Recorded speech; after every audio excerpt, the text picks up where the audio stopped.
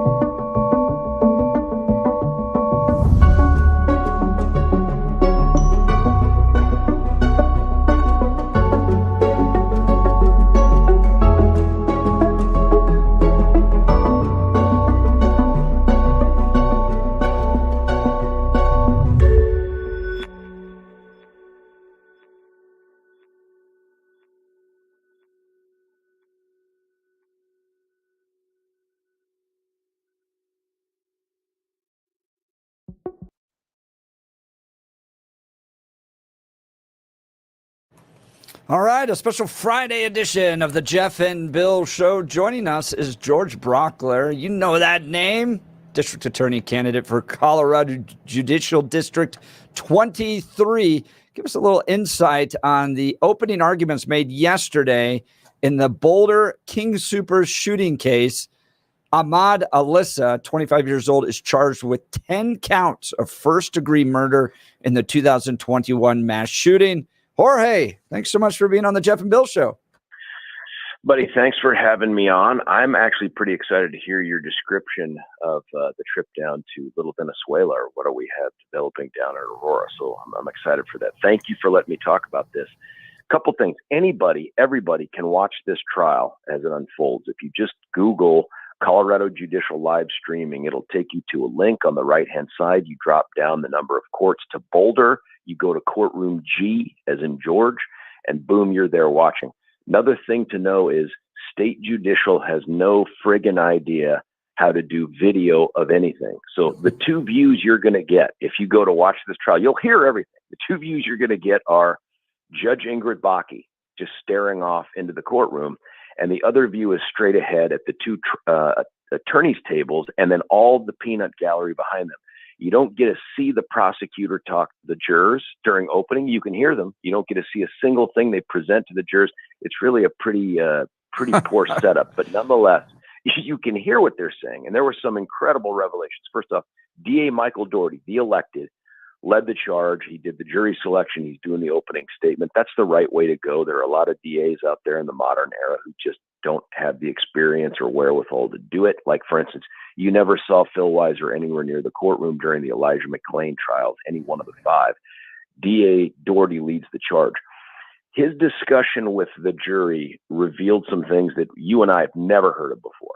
So he went through in detail the injuries of each of the 10. And his point was the number, nature, and kind of wounds that they have tell you that this guy acted with intent. And that's important, because when you plead not guilty by reason of insanity, you're eating that you engaged in the conduct. You're admitting that, right? But in Colorado, which has the highest, toughest standard for insanity on prosecutors in America, the prosecutor now has to prove beyond a reasonable doubt two whole things. One is that you could form the intent to murder after deliberating, and that two, you knew right from wrong. If you can't prove both those beyond a reasonable doubt, dude's going to be sent to a state mental hospital instead of prison. That's just going to happen. So he says the number, nature, and the kinds of wounds.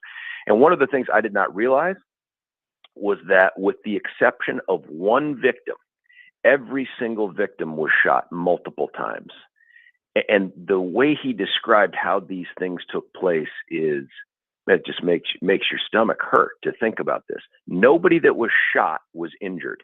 Now, you remember in Aurora Theater, we have 12 dead, but you have 70 others that were injured from gunfire and shotgun blast, all that other stuff. Here, if he shot you, you died, because he tended to follow up. The only victim that was shot once was shot straight away right in the face, and so instantly killed her. But he comes up on people, he pursues them.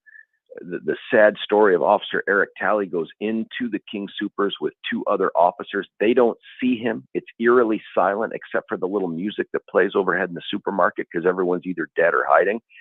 And they step in, and out of nowhere, a bullet comes and left to right through the head of Eric Talley. And then this guy follows up and shoots him again and kills him. It was really intense to hear about those things. But the other key takeaway is that Mike Doherty says, folks, pay attention to this. Every single mental health professional that reviewed this guy for sanity found him to be sane. And he said it twice. And what that told me right then and there is the defense could not find somebody to say that their client was sane. And that's amazing, because if you remember from Aurora Theater, they were able to find two people, unqualified people, but two people to say that the shooter was insane. Here, this jury is not going to hear from a single psychiatrist that's going to say this dude is insane. That's a huge takeaway. So that goes on for about an hour and 40 minutes. And I think it's a nice job. I wish I could have seen the PowerPoint. They then take a break. They go in for the defense. And this guy named Sam Dunn, who a public defender, gets up. He has a much slower, and I understand why, unemotional pace, but it's the kind of pacing where I could have nodded off at one point in the middle of it, but I didn't. So I pay attention. And what it comes down to is this. Remember those two prongs? The one is you have to have the intent to murder after deliberate, and the other is you have to know right from wrong. Well, Sam Dunn concedes that his client, when he showed up to the King Soopers that day, is not only the shooter, but he had the intent to murder everybody he shot. Boom. One of those prongs is gone entirely. So now the entire case will come down to whether or not the jury believes beyond a reasonable doubt that when he's pulling the trigger, he knows right from wrong. And that was an incredible thing to come out of this case. And then the final thing that I think that Sam Dunn does, which is not going to be enough to win the day, in my opinion, but it's intriguing, is he said, hey, you know what? The DA's right. We don't have to prove why it happened. He doesn't have to prove why it happened. He doesn't have to prove motive, but they can't tell you why. They can't tell you why he did it, why he went into the store that day and committed these horrible acts. And the reason they can't tell you why is because that guy is insane.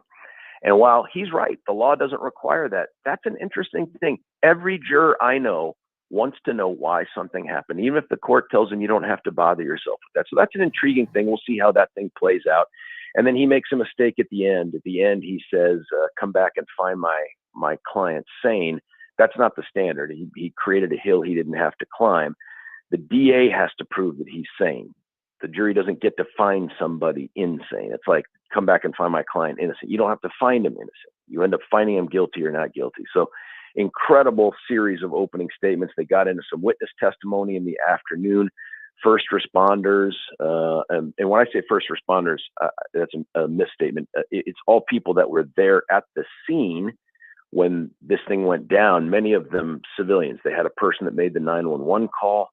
They had one of the 911 calls. They had a guy who was on the phone with a dude who was sitting in his car when he watches the shooter get out of the car. And the last words he says as the shooter is walking up on him to a coworker on the phone is, "What the F?" And then the guy puts 4 rounds into him, including 2 into his head, 1 right through his left eye. I mean, this guy was just relentless and brutal in his approach. It was a compelling testimony, and there'll be another few weeks of this stuff. So if you want to watch it, you can go out to that website. Talking with George Brockler, candidate for district attorney in Colorado Judicial District 23. George, this took place 3 years ago. Why has it taken so long to get to this point in the case? Such a great question. If you'll recall, there was an initial finding after, there's some delay that's built into the front end of the case. No public defender or defense attorney wants to rush to get to the court on this. They want to delay it. And if they sense that there is some mental health issue, this is a tactic, I'm telling you this happens, where they will try to leave their client unmedicated and alone inside a jail as long as possible to exacerbate the mental health issue that exists. And that's exactly what happened here. So from March, when this guy's grabbed up after the mass murder, until December, he is in the jail, untreated, unmedicated, and by himself. He's going to be in a cell all by himself because he's a high-profile shooter and all this other stuff. So he's unmedicated. Then the defense says, well, our client's incompetent, Your Honor. He can't assist us in his own defense because he can't appreciate what's going on in the courtroom and the charges and all that other stuff. And they send in the state docs to go look under the hood and kick the tires, and they come back and they say, we think he's incompetent. And that thing lasts for a long time until the prosecutors convince the judge to say he needs to be forcibly medicated and treated in order to bring him back to competence. They go through that process, and after he's medicated, after a period of time, the state hospital comes back and says he's good to go.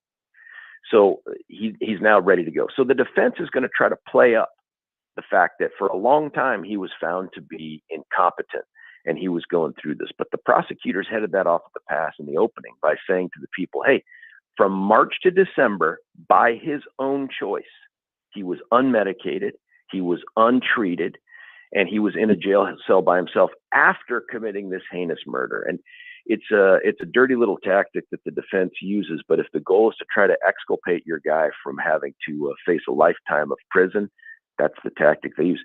Did the same kind of thing in the Aurora Theater case. George, it's been 3 years. In all that time, in all the conversations, there's no sense of a motive with this guy, Ahmad Alyssa, that there was no religious motivation or personal frustration or anything like none of his writings, none of this conversation. There's no sense of what a motive was for this. No. I mean, and that's an amazingly frustrating thing to hear, because with motive, if you're listening to it, you can then rationalize why somebody did something, and it gives you a sense of control and an ability in the future to anticipate, prevent, that kind of thing. I didn't hear a single motive from DA Michael Dougherty, and the defense highlighted the fact you're not going to hear a motive here. Now, this guy started planning 2 months before this. In January, of course, they toss his computers and his phones, and they find that he's searching for terms like, what's the best, most lethal bullet to use? And he's searching up images of guns and other equipment, 6,000 images that he goes through. And even though they can find all that information of the stuff that he's doing to plan for this, they don't find any other reason for it. Now, I'll take you back to Aurora Theater. We would have been in the exact same position with that shooter, but for the fact that he ends up writing this notebook and sends it out to the psychiatrist. And then we got to see his forensic interview with the psychiatrist every minute of it. That's the only place where I can think of in this case we might get some indication of it, is when the psychiatrists testify, if they play any of the video recording of it. But I'm telling you, if it existed, you would have heard it from DA Dougherty. I listened for it. I couldn't come up with it. I mean, it is amazing. We're 24, 48 hours removed from the high school shooting in Georgia, and you have a collection of this kid's life, what he went through, his parents, all that stuff. And with this case, I don't feel like we really know that much. Who is this guy? What is his background? What was he doing in his life? Was he working? Where's he from? Do you know any of that about Ahmad Alissa, the man charged with 10 counts of first-degree murder in the Boulder King Super shooting? It's true. He came from a family where I think he was born outside the country, but his entire life was here. Like, he doesn't know any other country. Speaks perfect English. Graduated from A West out there in Jefferson County. And he was at the time working for his parents, who own multiple restaurants in the area. And he was working, this is according to, I think, the DA, he was working about 10 hours a day, 6 days a week in these restaurants. He also never showed, though, any initiative. Like, his family kept trying to push him into, hey, do you want to take over one of these restaurants? Do you want to manage? Do you want all this other stuff? And he just never showed any interest in that kind of thing. Some of the things that are going to come up are that for a long time, his family suspected that he was starting to suffer from some mental issues. And in fact, he ends up getting diagnosed later with schizophrenia. And the defense hammers on that, saying, look, here's a guy that was struggling with all of the telltale signs of early schizophrenia, and it went undiagnosed and untreated for years, and that's why we're here.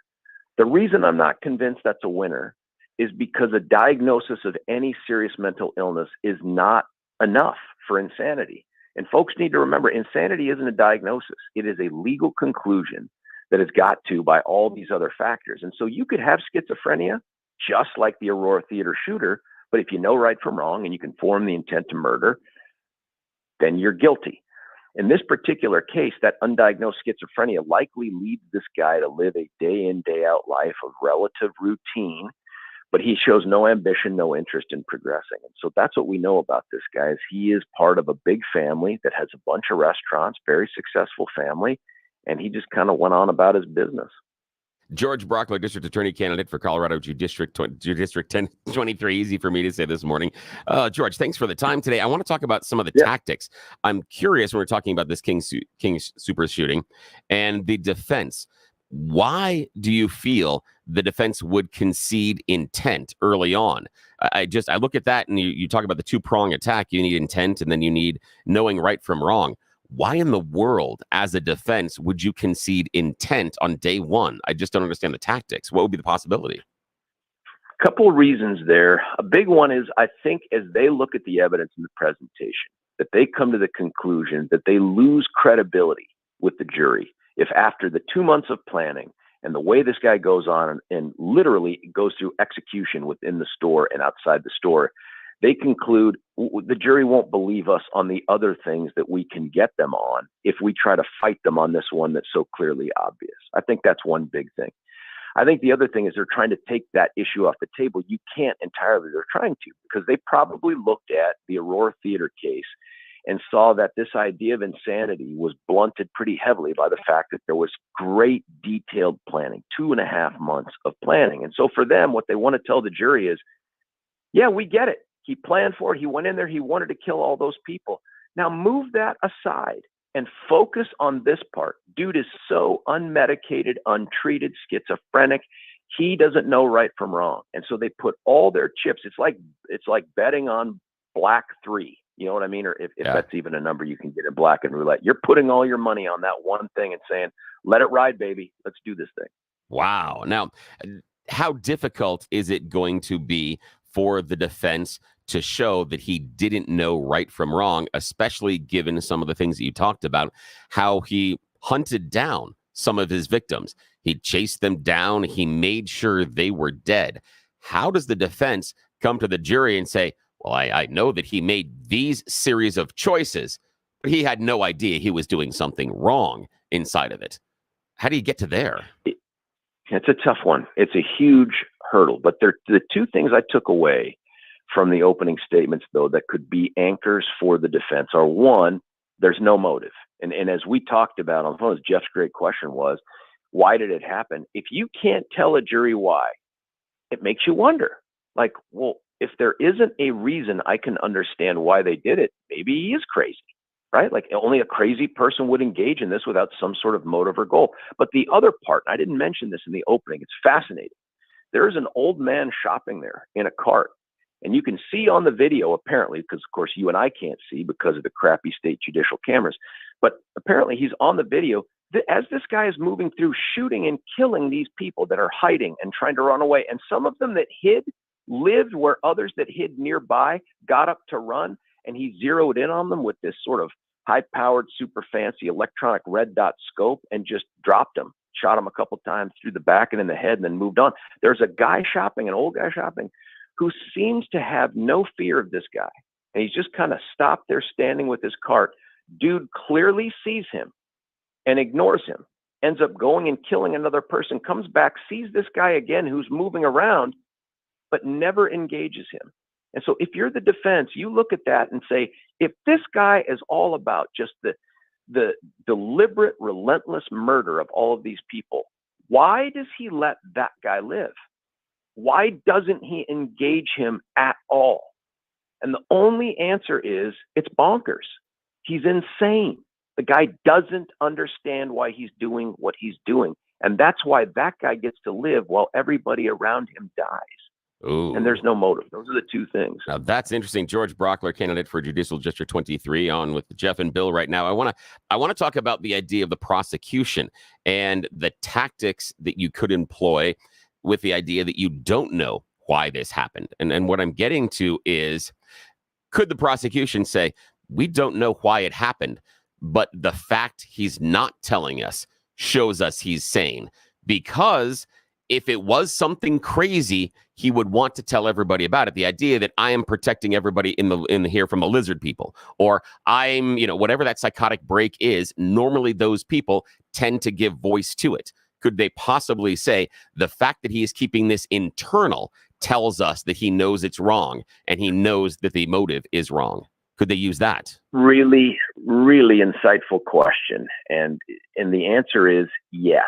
So unless it's a Christmas or birthday present, people don't hide good things from other people. They hide the bad things from other people. And so the fact that he engages in this 2 months of searching online and planning and purchasing and keeps it secret from the family he lives with and works with 60 hours a week or whatever it is, yes, Billy, that is a sign that he knows right from wrong. And my guess is we're going to hear those two state doctors, Dr. Gray and Dr. can't remember their last name.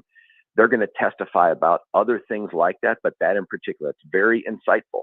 The other thing is, after this guy gets done murdering these 10 people, when law enforcement shows up and the two officers that went in with Officer Talley retreat, they show up and they call into this place. And it's basically like a stop and you're surrounded sort of thing come out. Dude puts down his gun. Dude takes off his shirt. He had on ballistic vest. Ballistic vest tells you something too. If he's got a bulletproof vest, that means he expects other people to try to shoot him. And the only reason people would try to shoot you is, one, you're outside of a Raiders game, or 2, you've done something that you think they would want to shoot you to stop you. And so in this particular case, he takes it off. He even takes off his pants, his shirt, and everything, gets down to his underwear.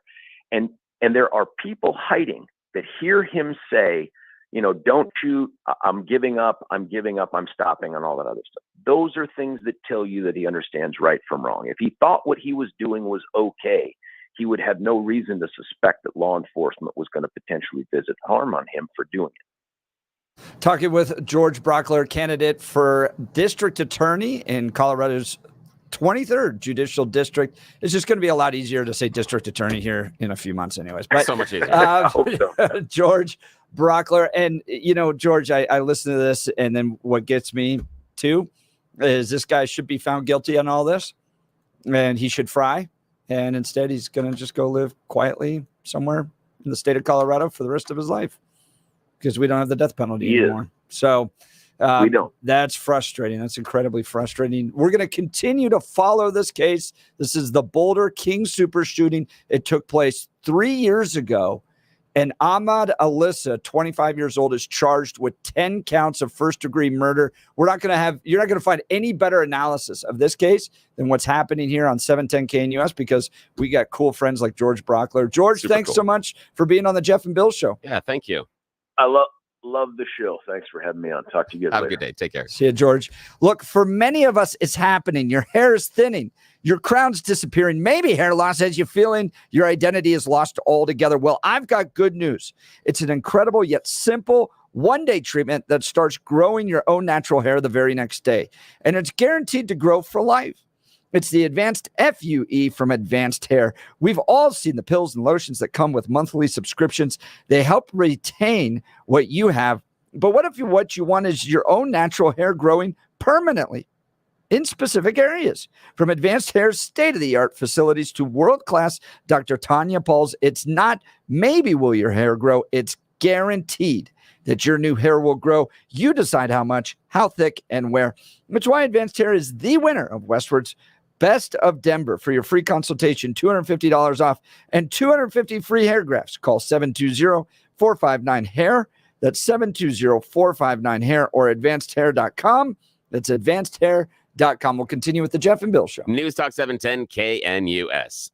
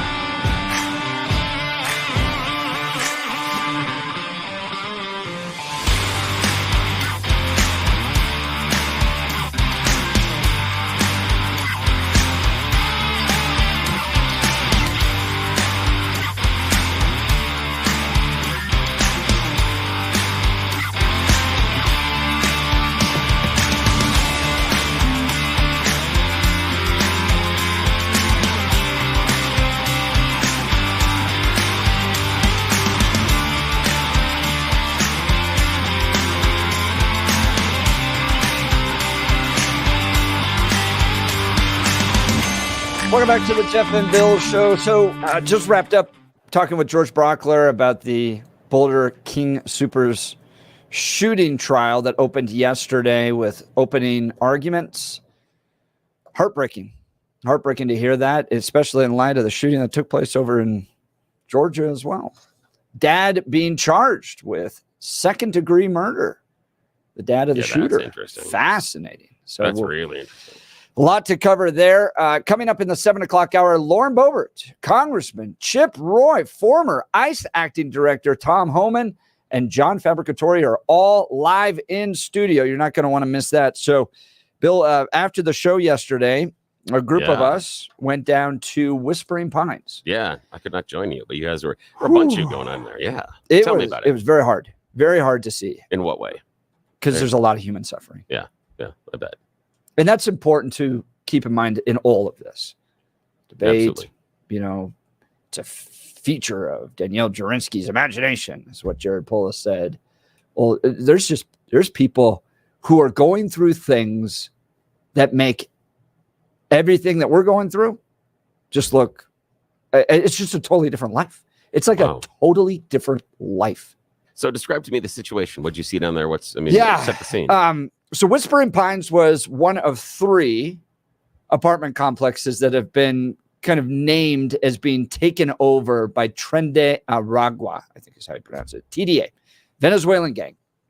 And the debate has been over whether or not this is just kind of a figment of conservatives and their imagination. And it wouldn't really be a national story because there's gang problems in most major cities in America. But it became a national story because the governor said that this was a feature of Danielle Jurinsky, a conservative city councilwoman's imagination. Channel 9, Denver Post, Aurora Sentinel saying, no. It's just a bad landlord. Yeah. It's just a bad landlord. It's just a landlord-tenant issue. Yeah. You guys are trying to make it about illegal immigration, and you're the bad guys for even raising it. Yeah. So that's why it became a national story. So we decided to just go down to Whispering Pines. We wanted to try to visit all of them, but we spent so much time talking to the actual tenants of Whispering Pines. And I will tell you, everybody we talked to that lives at Whispering Pines was an illegal immigrant. Everyone? Every single person that we talked to now that's was not there legally. Yeah. Okay. So that's one thing to keep in mind. Now, the neighbors were there in this country legally, and they were Black, Mexican, Guatemalan. Yeah. We spent almost 2.5 hours talking to people. I will begin with this. The idea that there's no gang presence there is insane. I bet. I would assume that. I have spent time with Palestinian protesters. I've spent time at protests against kind of social conservatives and I've spent some time in some intense situations.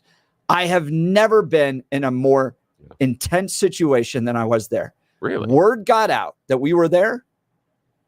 There were a number of cars that came by and would drive by very slowly and look at us and try to intimidate us and yell things at us. Yeah. Exactly. Yep. And they don't like the attention. No, not at all. They have the control. And to be honest, Bill, that's part of the reason why I did it. Yeah. I was talking to my daughter about this yesterday, and I was describing the situation to her. She goes, well, what do you do? And I said, I'm doing what I think I can do. Yeah. And you and I have talked about this. We try to shine light on this. Yep. Because there are innocent people being victimized, and it's heartbreaking. Oh, it's awful. It's hard, and they're being victimized in a lot of different ways. So I will tell you, I want to address that. The idea that there aren't gangs down there is just is a lie. There are absolutely gangs present. It is an intimidating, horrible situation, and it should capture the attention of good Coloradans because we don't want to live in a state like this, and there are people suffering, and we need to address it. That's part of the motivation of what we're doing. Now, what gets into this complicated situation? Well, one, you're dealing with people that have been victimized this entire journey. Oh, yeah. Yeah. I stood and look, I'm a conservative, strong borders, all that. There's a woman right in front of me, tears coming down her eyes. She had traveled across 7 countries. Geez, 7. Okay. A jungle, raped all along the way. Jeez. To try to get to the United States. Wow. Right? It just as a Christian. Yeah. As a human being, you just look at that and you go, it's a horrible situation. And it makes me angry about what we have in this country with regards to our border policies, because we have a border policy. And the border policy is walk 7 countries, get raped along the way, and then you're going to live in the shadows in this country up here. Yeah. You know, it makes you angry as a human being that this is what we have put people into. Yeah. And you know, we can get into the nuances of policy and all that, but there was a human being that went through that. Yeah. And there's a lot of human beings that have gone through that. A lot. It's heartbreaking. And I think there's a valid argument that we have set up a situation that invites that to happen. Yeah. Yeah, you can make that point. Yeah, I can see that. Absolutely. So you have that. You have a bunch of people living in poverty making poor personal decisions. Talk to people drinking at 10 a.m. Yeah. Drunk at 10 a.m. Wow. Right. So you, in addition to all of that happening, they're making bad personal decisions. Yeah. And you wonder at times when they're self-medicating in that way, is the self-medication part of the reason they're there? Or is it a symptom of what has happened since they are there? I mean, I'm not saying they made great decisions beforehand, but are some of them there leaning into the drinking and the drug abuse to escape what they're going through on a daily basis there? That it exacerbates. You've been raped through 7 countries. You think you'd have a drink? Yeah. And it may be just to, and if those thoughts start creeping in 9, 10 o'clock in the morning and you don't have any other resources available to help you get through that, maybe that's the way you escape. Maybe that's the way that you dull that pain, at least for a little while. And I will tell you, there's absolutely a landlord issue. And we've never denied that. No. We've never been like, oh, it's just a gang issue. There's a landlord issue. You have doors broken off. You have windows broken off. They have no hot water running there. All that stuff. I would say that the fact there is a gang issue there says there's a landlord problem. Exactly. That proves the point there's a landlord problem. I wanted to get out of there as quickly as I could. The idea that as a landlord, you're going to go, I'm just going to go fix broken doors today at Whispering Pines apartment complex. No way. No way. Wow. And I asked the tenants this question. We'll wrap with this because we got to get to You Choose the News. And then we're going to continue what we saw all the way through the 7, 8 o'clock hours. We talked with Lauren Boebert, Chip Roy, former ICE acting director Tom Homand, and John Fabricatori. Homand. We're going to continue. So we'll give you insight to what we saw. But we asked all the tenants there, including illegal immigrants, if they would like more police presence. And I have a direct message to Mike Kaufman from some of them. Yeah. And the answer is yes. Wow. Please. Yeah. And think about that in light of the Elijah McClain issues, including Black residents that live in that neighborhood. Want more police there. We'll continue with the Jeff and Bill Show. News Talk 710 KNUS.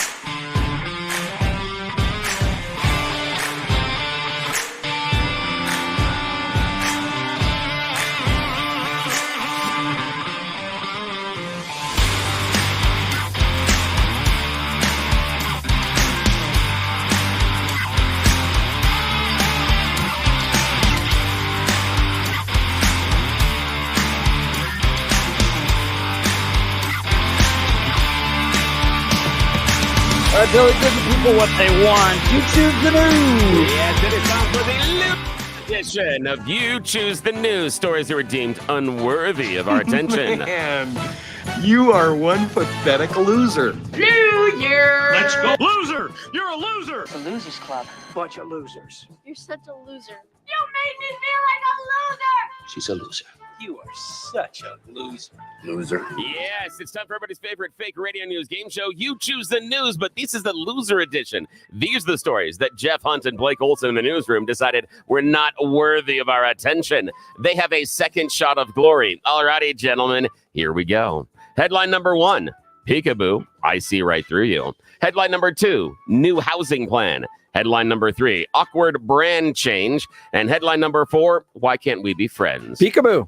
Peekaboo, I see right through you. Here we are traveling all the way to Stanford University. The science hippies at Stanford have figured out a way to do research on live animals by seeing right through them. They've created a cream that changes the opaqueness of skin cells in mice, so you can see through their tummies and see the digestion. Now, how do they do this? They did it with a very popular food dye. You may know this food dye as F, D, and C yellow 5. It actually allows light absorption from ultraviolet and the blue part of the spectrum, which allows red and orange light to penetrate deeper into the tissue of the mice, rendering their skin clear.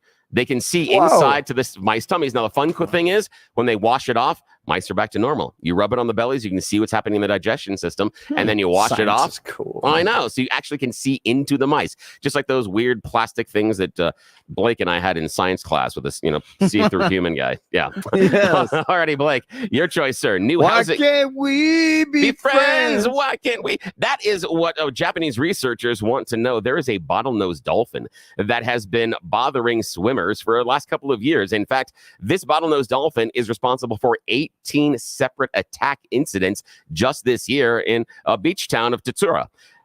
Now, the problem is the researchers are saying it's not a mean dolphin. He's lonely. He actually has lost his pod. He's a solo bottlenose dolphin, and they have this theory now that what he's trying to do is interact with the humans. He's trying to make friends, but has no idea how. So when he comes up and nuzzles you and then accidentally bites you, it's a love nibble. He's not really mad at you. But they're saying, Nice. their theory is they think he's just lonely. I love it. I know, lonely dolphin. So And cute. our final choice this morning, Mr. Hunt, new housing plan or awkward brand change?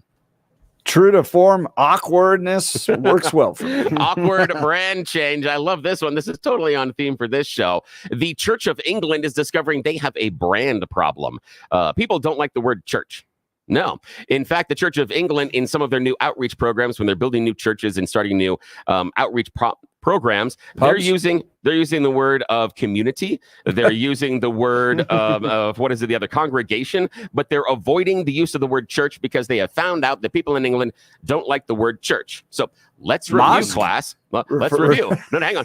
The Church of England has found out the English people do not like them using the word church. I wonder who could possibly be responsible for the people in England not liking the word church in the name Church of England. That's great. Obviously, the Church of England owns no mirrors and no self-reflection. So, yeah, that's it, guys. That's the end of You Choose the News. As always, Jeff and Blake, you're a big giant winners, and I'm a huge loser. Back to you, sir. We'll continue our conversation about what we saw down at Whispering Pines, one of the apartment complexes in Aurora overtaken by Venezuelan gangs, and Lauren Boebert and her friends joining us. You're listening to the Jeff and Bill Show. News Talk 710 KNUS.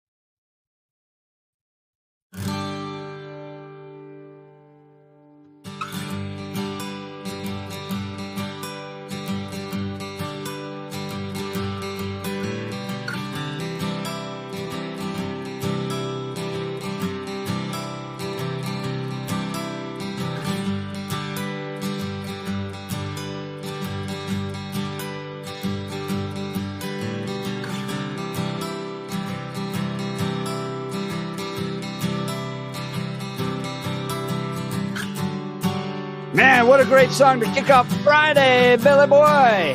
It is 7 a.m. in the Mile High City on this Friday, September 6th, and you've tuned into the Jeff and Bill Show on 710 KNUS. I'm your co-host, Jeff Hunt, along with Bill Thorpe, bringing you the freshest insights, hottest takes from the right, left, and center. Congratulations, you won the lottery. You woke up in the greatest country in history. We're gearing up for another hour of engaging discussions, critical analysis, but most importantly, your calls and back in action, the text message line. Thank you, Mark Crowley, for getting that figured out for us. So give us a call, 303-696-1971, or text the show on the 710 KNUS app, or by punching into your phone, 720-892-6757. That's 720-892-6757. When we come back from the news and commentary with Blake Olson, give you an update. We went down to Whispering Pines. This is one of the apartment complexes that is just a feature of Danielle Jurinsky's imagination that gangs have overtaken that. And I will tell you, from the people that we interviewed, spent 2.5 hours down there, it is a very intimidating, scary place with a very strong gang presence. And depending on who you ask, blacks told us it was Venezuelan gangs. Guatemalans told us it was Venezuelan gangs. Whites told us it was Venezuelan gangs. I think it was Nicaraguans that told us it was Venezuelan gangs. The only people that told us there were no Venezuelan gangs were the Venezuelans we talked to, who said everything is fine. And in fact, it's the black gangs that are the problem. So that contributes to a lot of confusion over the story. Who you talk to totally gives you a different perspective. And so in many ways, you kind of bounce back and forth down there. But to a T, just about everybody asks for more police presence. Gives you a little bit of insight. So we've got audio and interviews from folks that are living in these apartment complexes. You're not going to want to miss it. Let's check in first. News, commentary with Blake Olson. Good morning, Blake. Morning, Jeff and Billy. Good work, Jeff. 53 and sunny in Denver, expecting a high of 83 today. The 710 5-day forecast coming up. Our top story. Every single mental health professional that reviewed this guy for sanity found him to be sane. And he said it twice. And what that told me right then and there is the defense could not find somebody to say that their client was sane. And that's amazing. The great George Brockler on his old show with Jeff and Bill this morning. Such expert analysis. It's awesome. Of the Boulder King Soopers mass shooting trial, which is underway. Ahmad Alissa is accused of killing 10 people inside the store 3 years ago and has pleaded not guilty by reason of insanity. George says DA Michael Dougherty uncovered some crucial information. The number, nature, and kind of wounds that they have tell you that this guy acted with intent. And that's important because when you plead not guilty by reason of insanity, you're eating that you engaged in the conduct. You're admitting that, right? But in Colorado, which has the highest, toughest standard for insanity on prosecutors in America, the prosecutor now has to prove beyond a reasonable doubt two whole things. One is that you could form the intent to murder after deliberating, and that two, you knew right from wrong. If you can't prove both those beyond a reasonable doubt, dude's going to be sent to a state mental hospital instead of prison. That's just going to happen. DA Dougherty also said that for the first time, that was George, by the way, and then he said that DA Dougherty also said that for the first time that Alissa researched bomb-making materials, guns, previous mass shootings, and how to clear a hallway without being shot. The trial will last 3 weeks. The 14-year-old being charged with 4 counts of felony murder following Wednesday's school shooting in Georgia will make his first court appearance this morning. He's accused of shooting over a dozen people at Appalachia High School. His father is facing multiple charges for knowingly allowing his son to have access to a weapon. Former President Trump speaking to the New York Economic Club last night, and unlike Kamala Khan and the commies, he wants to unleash energy and make America great again. First, I will end Kamala Harris's anti-energy crusade and implement a policy of energy abundance, energy independence, and even energy dominance. We have more liquid gold under our feet than any other country, including Russia and Saudi Arabia. We'll be using it. My plan will cut energy prices in half or more than that within 12 months of taking office. It will be an economic revival of our country like no one has ever seen before. Also on Thursday, Trump telling Jewish voters that if he's reelected, he'll punish U.S. colleges who spread anti-Semitism propaganda.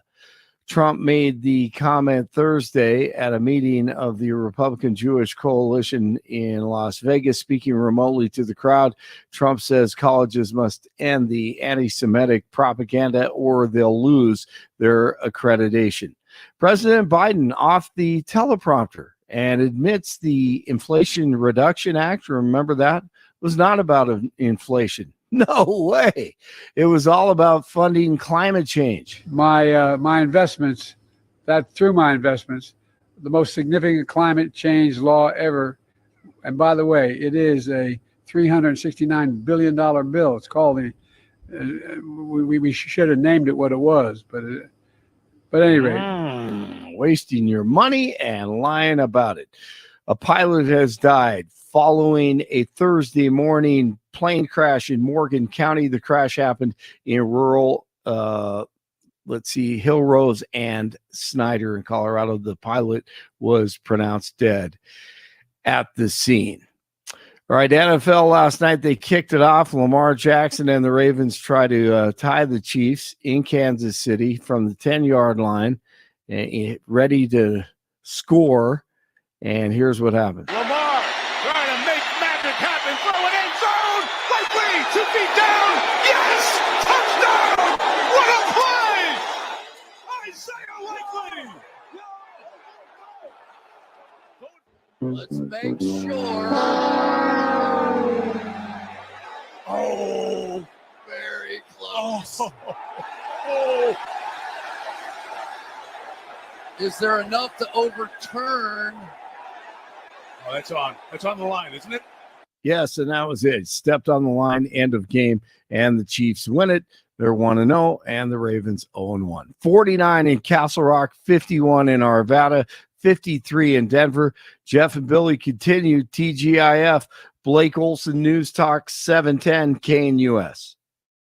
Beautiful September weather for Denver in the Front Range. Enjoy. Days will be warm and sunny with low humidity. The nights will be clear, getting a little cooler. You can crack that window open at night. We're looking at low to mid 80s today, middle to upper 80s Saturday, Sunday, and Monday. Nights will mostly stay in the 50s. Chances of rain will be just a few isolated thunderstorms near the mountains. Weather sponsored by branchplanning.com. Secure your future retirement with a reliable income stream. Annuities can provide guaranteed payments, giving you peace of mind. Get your complimentary review at branchplanning.com or call 303-219-0088. Meteorologist Don Day in the 710 KNUS Weather Center.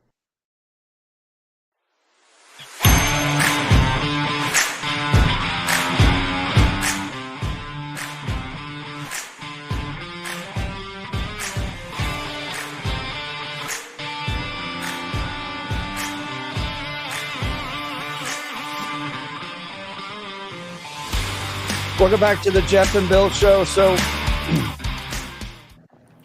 we really do have a great team here, Bill. Yeah, we do. A number of us went down yesterday to these apartment complexes in Aurora that there's a lot of dispute over whether or not Venezuelan gangs have a presence. They're harming people, have forced out the landlord.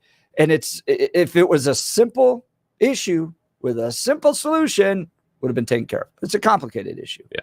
And if there's one thing I've known in this job is that oftentimes the issues that we deal with in the media are a lot more complicated than the media likes to make them out to be. So early on, Channel 9, Denver Post said, no. This is a landlord dispute. And it's a feature of Danielle Jerinsky's imagination, Jared Polis said. That is totally incorrect. There is absolutely a gang presence there. They are intimidating. They were intimidating to us.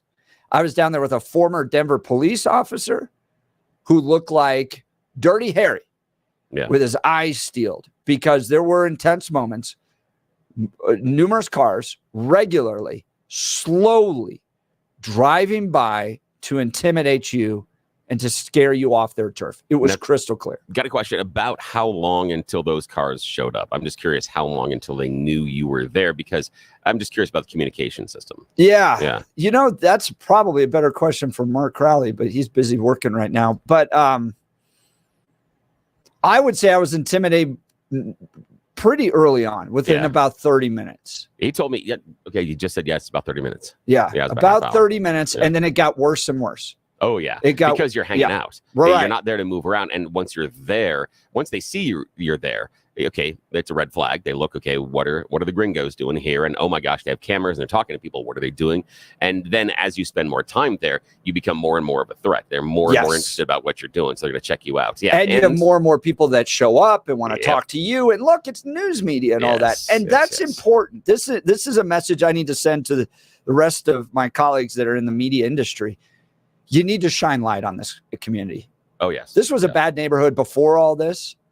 This needs to be addressed. And if you can shine light on this, this helps innocent people there. Yeah. That's important. And that is the part that's kind of that's lost in this conversation about the Venezuelan gangs and immigrants and those that broke the law to enter the country and those that are claiming asylum that don't actually have asylum.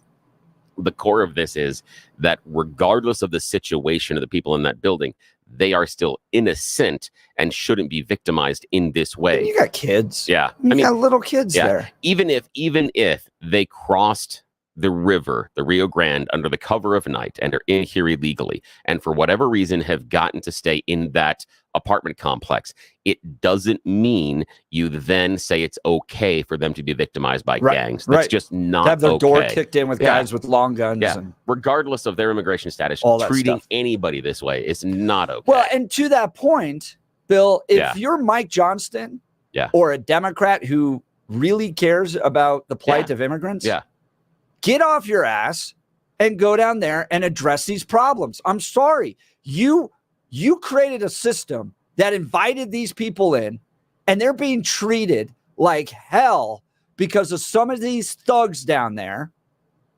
Do something about it.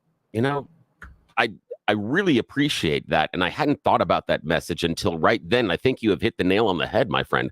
I think this should be the message that is sent to the Denver mayor, that is sent to the people working this immigration crisis.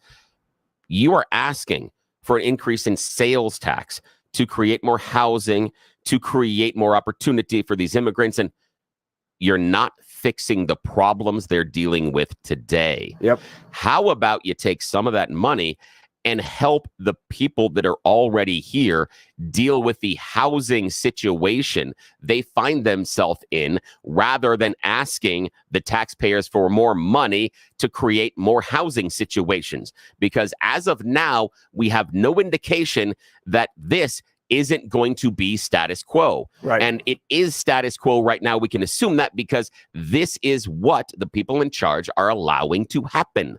So this is the system. Yep. And now they're asking us for more money. I'm sorry. Fix this part of the system. Show us, the Colorado taxpayers, that you can make this functional, that even if those people are here illegally for whatever reason, we can adjudicate that and we can talk about getting them out of here. That's fine. But fix how they are living first. You can't come to us and say, look at this great program, give us all this tax money because we're housing X number of illegal immigrants, if this is how you're housing them. Right. How dare you talk to us that way and ask for a single penny more if this is how the people, and regardless of their immigration situation, if this is how they are treated, if this is supposed to be expected living conditions, how dare you ask us for a single penny more? That's right, Bill. It's Ridiculous. a third world country there. Yeah. The that's bottom awful. line, it's a third world country. You have cars without license plates. You have broken doors, broken windows, trash everywhere. And you have people trying to make it work. But there is absolutely an evil presence. It's an intimidating presence.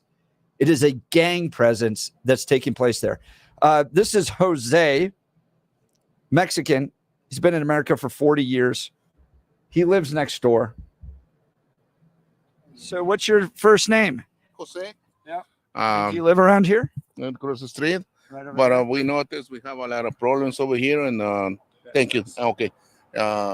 In the community, police coming every day, shooters, somebody died twice. I think somebody died over here.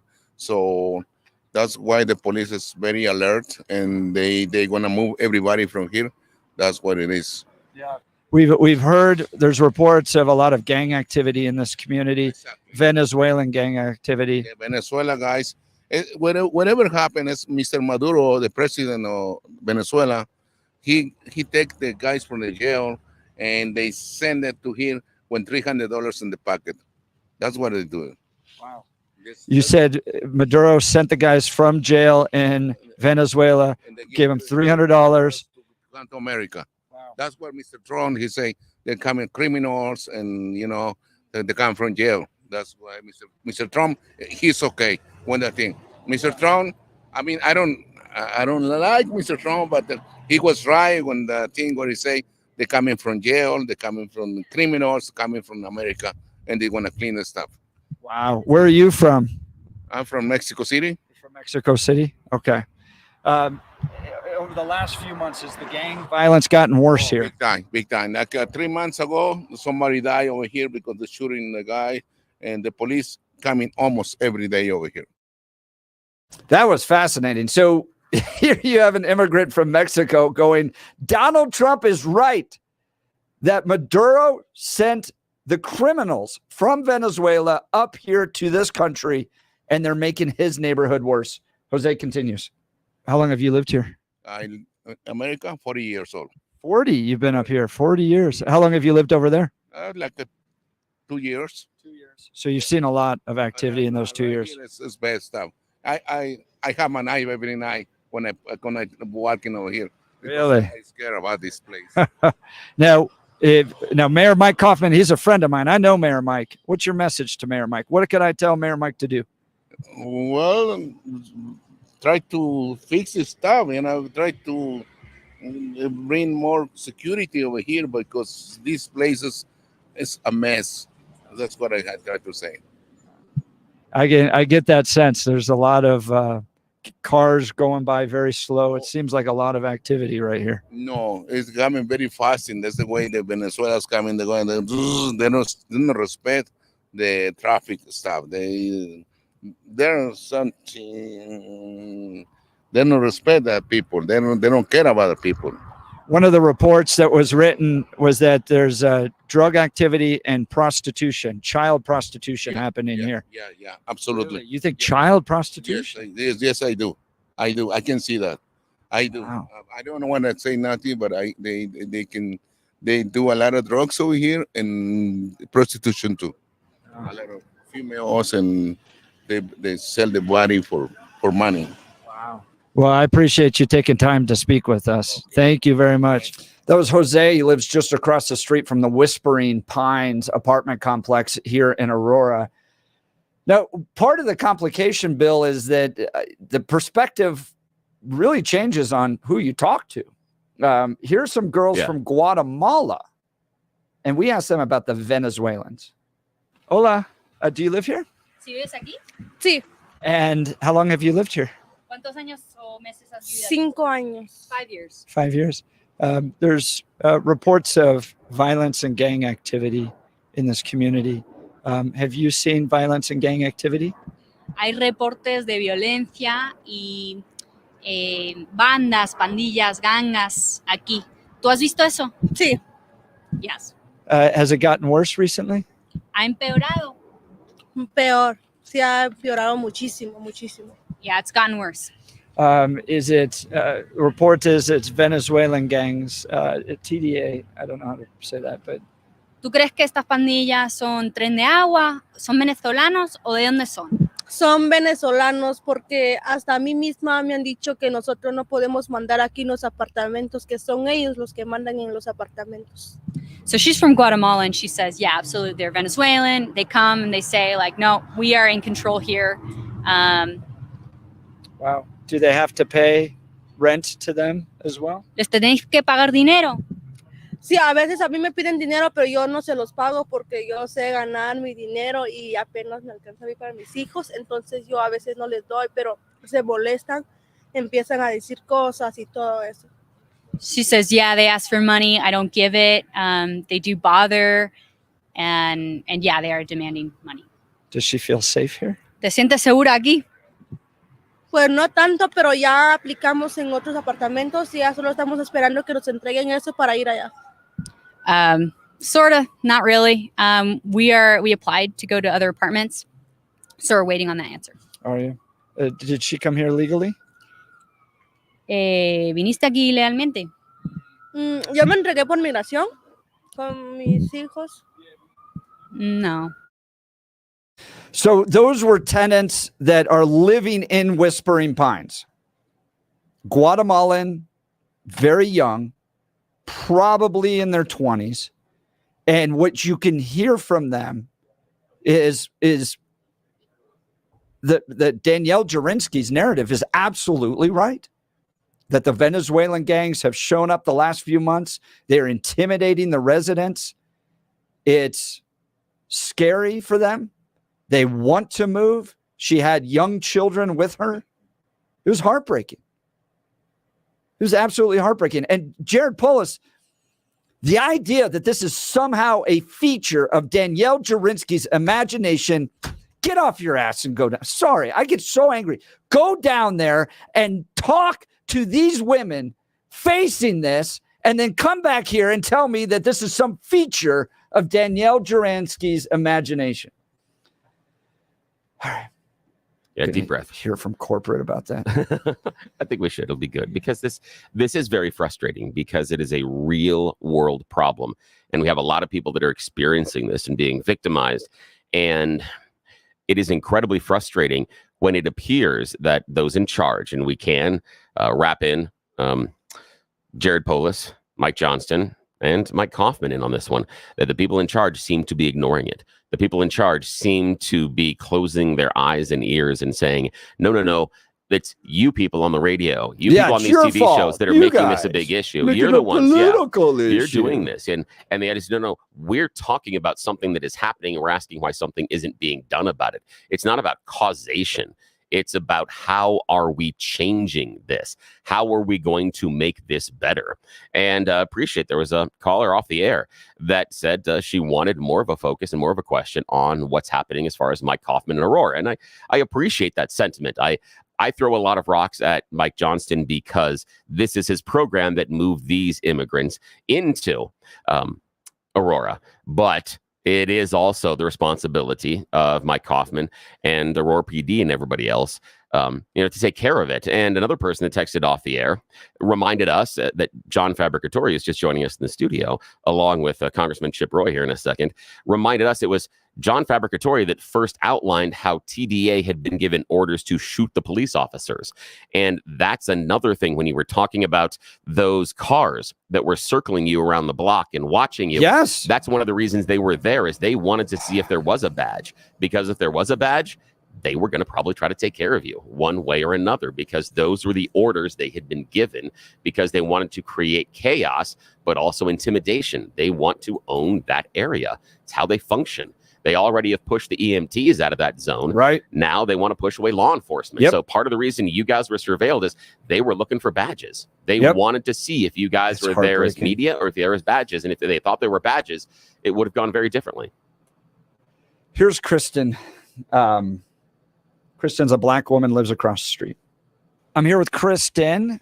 And Kristen, we're outside Whispering Pines. There was a big report that came out yesterday about Whispering Pines saying that just a lot of gang activity coming around here. In fact, Venezuelan gangs even taking over and charging people rent and intimidating, and drug activity and prostitution taking place.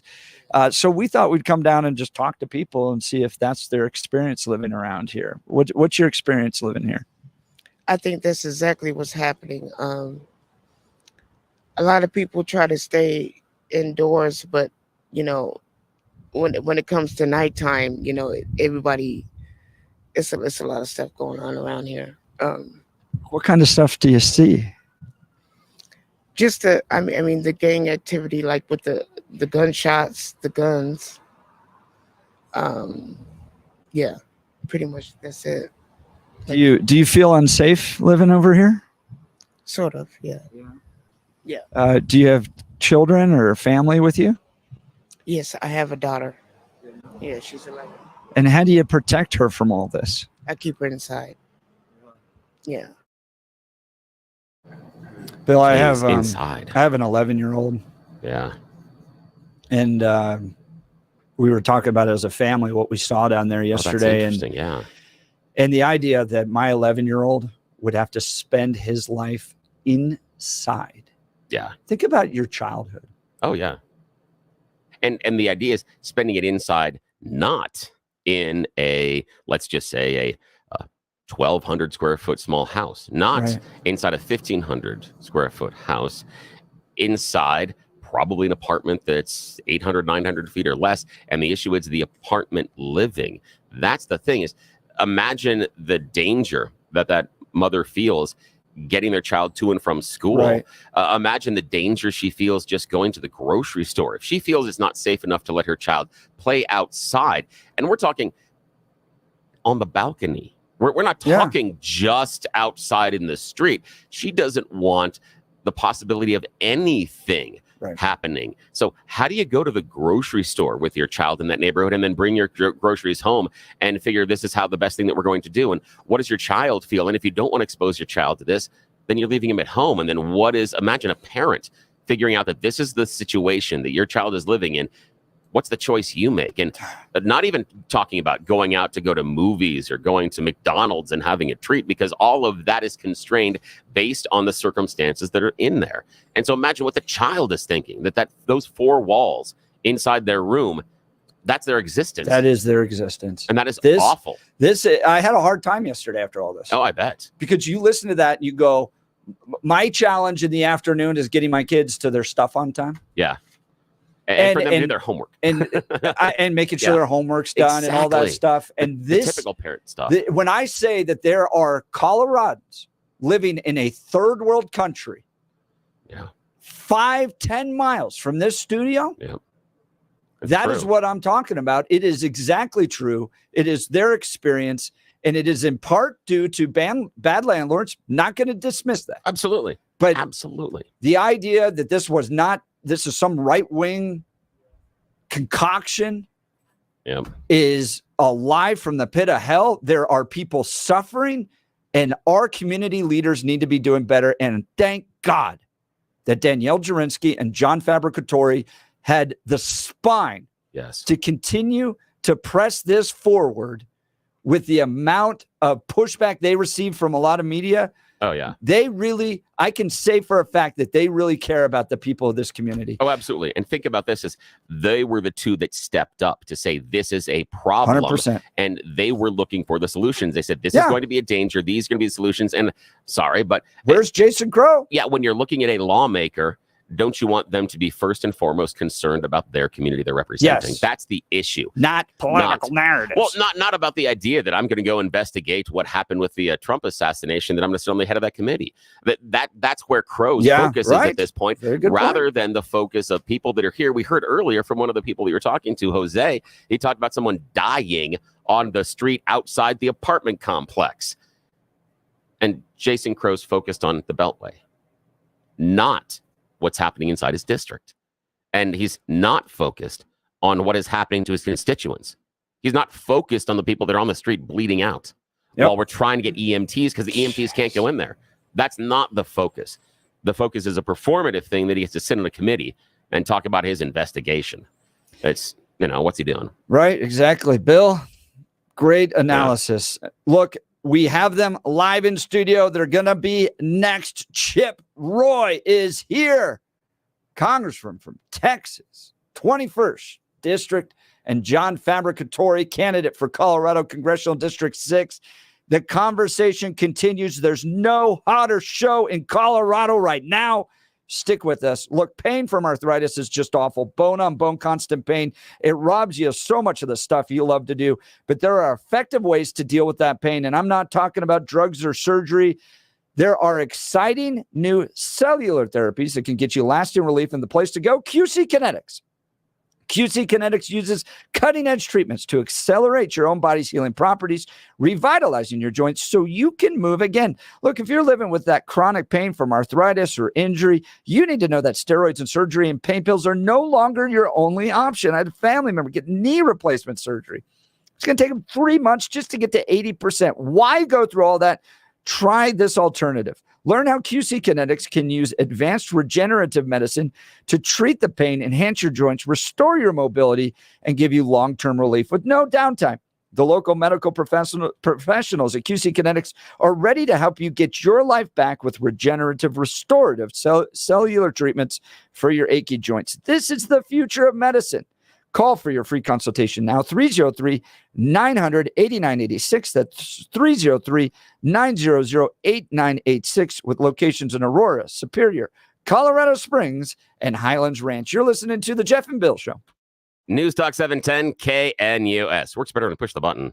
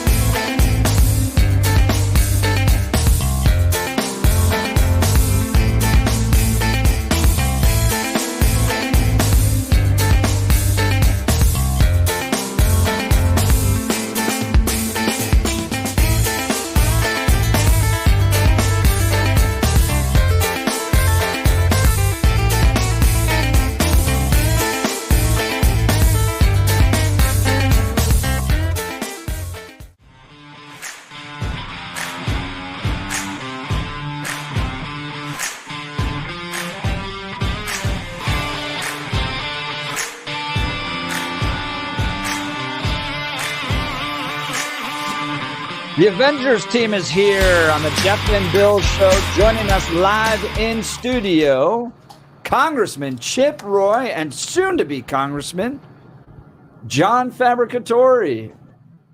Now, Chip, you're in town to help these guys, right? Lauren Boebert and John?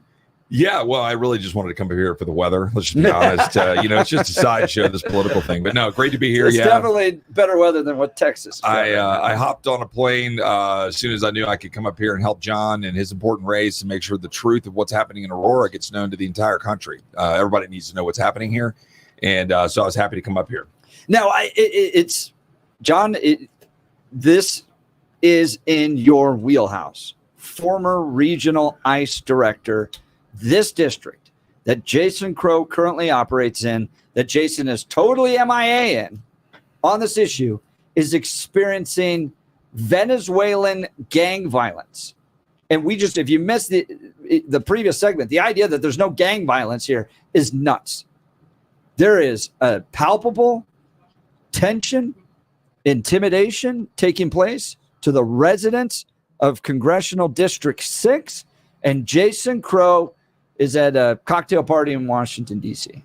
It's actually even worse than that. So last night, I get an email because I'm following, some of the stuff that Jason puts out, and I find out that he's fundraising off of Lauren helping me last night and the rally that we had. And he says that Lauren and he mentions Lauren, doesn't mention me. He says Lauren and my opponent are conspiracy theorists raising this issue that's a conspiracy, and you need to help me fundraise so I can stop these right-wing conspiracy theorists. And I'm reading this, and here we're seeing all these videos, and you're going down there and the witnessing audio it for we yourself. just played. Jason, there's a woman named Kristen who will not let her 11-year-old daughter leave the house because of this gang intimidation.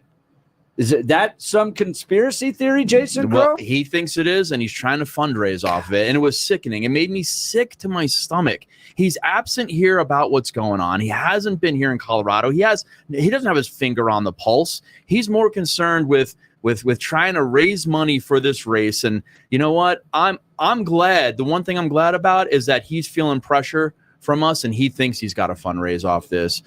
But he needs to be serious. He's unserious right now, and he needs to come out and he really needs to say what's going on. But he won't. He'll align with the governor, and he'll take his marching orders.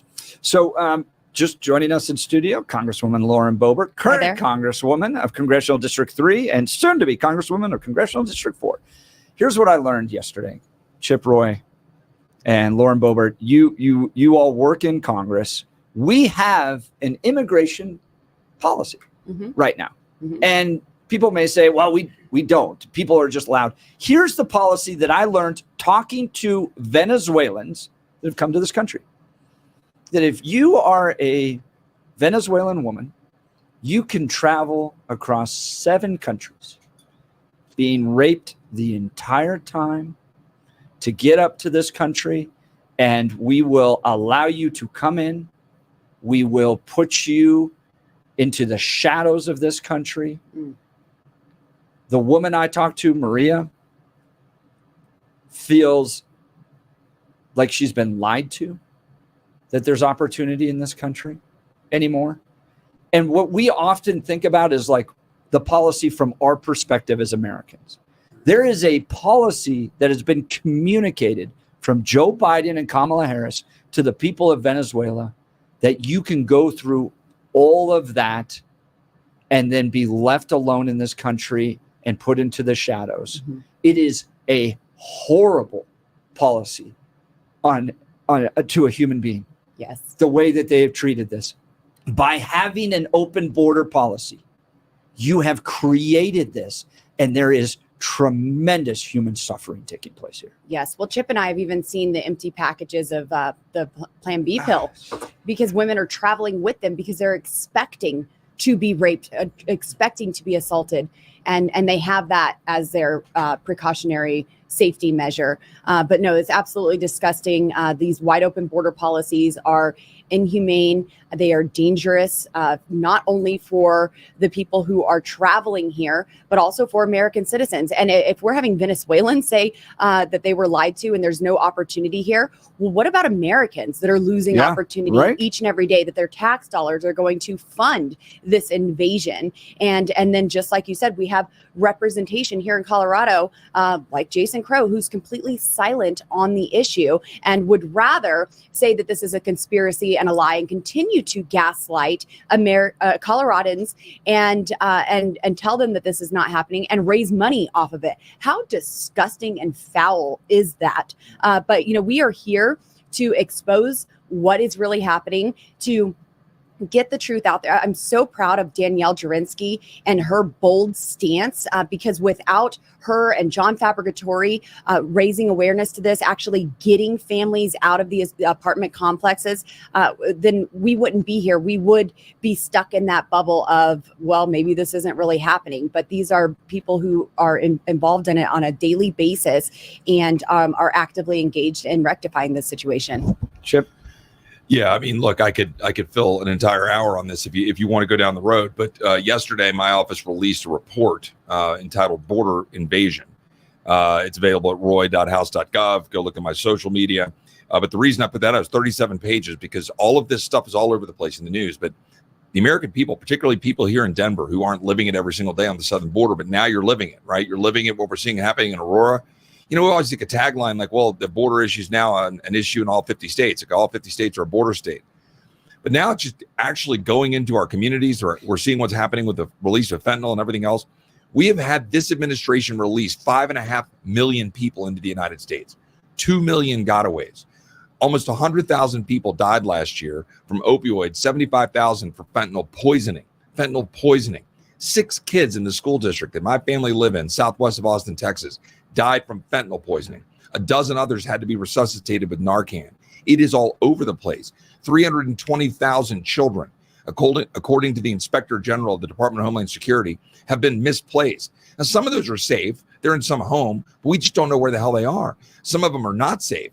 They're in stash houses. We saw the report just 2 days ago of the stash houses in New Mexico. We know what's happening right now. The ICE removals have been cut in half or more. John can speak to it more than I can because of his great service with ICE. We first met each other when I came here to Aurora to visit my in-laws, who live just across the park from here, by the way. And I was here when that flag got hoisted up the pole upside down, and the Mexican flag got hoisted up the pole. And so I called Tom Homan, and he hooked me up with John, and I came out and visited the facility and was here to try to shine a light on what was happening. That was 5 years ago. Now we've done nothing but allow and appease the Biden-Harris administration to do what they're doing. And everybody listening to this, you need to know your way of life is under assault. It's purposeful. They're releasing people into the United States for their political gain. They're using migrants as basically their crass political pawns, endangering them and endangering you. Chip Roy from Texas. I mean, this is what this has created. Maria, Venezuelan, raped through 7 countries, gets to this country and feels like she has been lied to. She would have been better off. I can tell you this. She would have been better off if she knew that the border was closed and that there was a process she must follow from Venezuela. She, as a human being, as an immigrant, would have been better off. They have created a system that has brought all this pain. Bill? Didn't she also leave her children behind? She left 3 children behind. Yes, and that's the issue, is she left 3 children behind, and she crossed 7 countries and a jungle looking for a better life that had been promised her by the current administration. Right. And when you listen to what Maria is saying, what you hear from her is, I went through all this and nothing got better. Tears. That's the thing that resonates. Tears in her eyes. Yes, that everything she went through, and she talked about the idea, and you brought it up, raped along the way over and over. Not just once, the assaults continued to happen because she was an easy target. She was going to endure this to get a better life somehow for her family. That's why she made those sacrifices, and now she's here. And her feeling is, it's the same. I could have experienced this staying home, and at least there I'd be with my kids. That's right. Not here. That's right. And to Chip Roy's point, This is attacking the American way of life. It is just patently wrong as policy. We're going to continue this conversation. Look, this is heartbreaking, but we've got to address these issues. This is not a feature of some right-wing imagination. We went down and talked to the people, and Chip Roy, Lauren Boebert, John Fabricatore with us live in studio to help protect the American people and other human beings that are just facing the consequences of a horrible policy implemented by Harris and Biden. I got to make the transition here to Mile High Appliance. Oh, that's a rough one, my Look, friend. they have cooked up some tasty deals for your kitchen. Now, for a limited time, receive up to a $3,000 rebate with the purchase of qualifying GE Cafe appliances. Enjoy the Mountain High Appliance price match guarantee and special financing options. Visit one of their 4 locations for all the details and upgrade your kitchen with GE Cafe Appliances in Denver, East 64th, Littleton, Louisville, Glenwood Springs, and Mountain High Appliance. Experience the difference. Our conversation with Chip Roy, Lauren Boebert, and John Fabricatore continue. You're listening to The Jeff and Bill Show. News Talk 710 KNUS.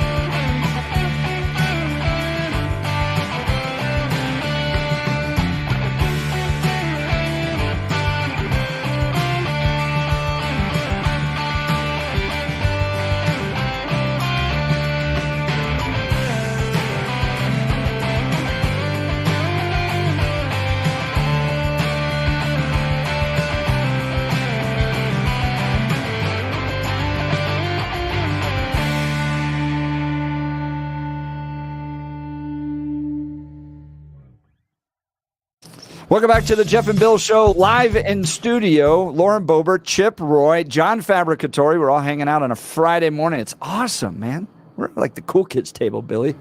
All right, John, you got a text message last night. Yeah, so about 12:43 last night, I received a text message from one of the residents that lives across the street from some of the apartments that we've been spotlighting. And it was a very frantic text. He was very, very frightened, very scared. There was a lot of yelling and screaming coming from the apartment complexes. He had moved in with his mother a couple of months ago. His mother's in her late 80s. They've owned that home since 1968. They've seen a lot of changes in that area. And after speaking with them about a week ago, they relayed to me how much things have changed and how bad it's gotten. So, he sends me this text last night, and he's just very frantic and frightened about what's going on. And I told him, hey, let's call the police. Let's get the police call down there. Please let me know what happens. Let me know what 911 says to you. Let me know when the police get there. He did text me back. He did say the police did finally show up. It took them a little while to get there. And when the police got there, there was a lot of yelling and screaming between the police and the migrants that were across the street. He said he was still frightened. He had seen them earlier moving guns into their cars, so he was worried about that. This is the situation that these residents are dealing with every single night. Most people go to these apartment complexes during the day, and maybe they'll see a little thing here and there, but it's the nighttime. It's 3 o'clock in the morning. And people we talked to said gunshots almost every day, at least weekly. We're continuing this conversation. You're listening to the Jeff and Bill Show.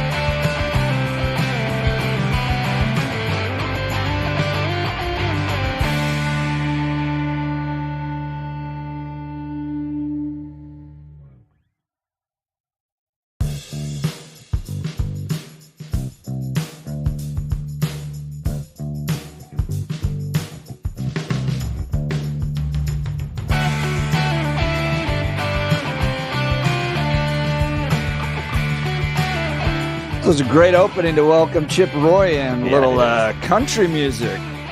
Our friend from Texas. Yeah. We got a little, this guy's a little Merle. Nice.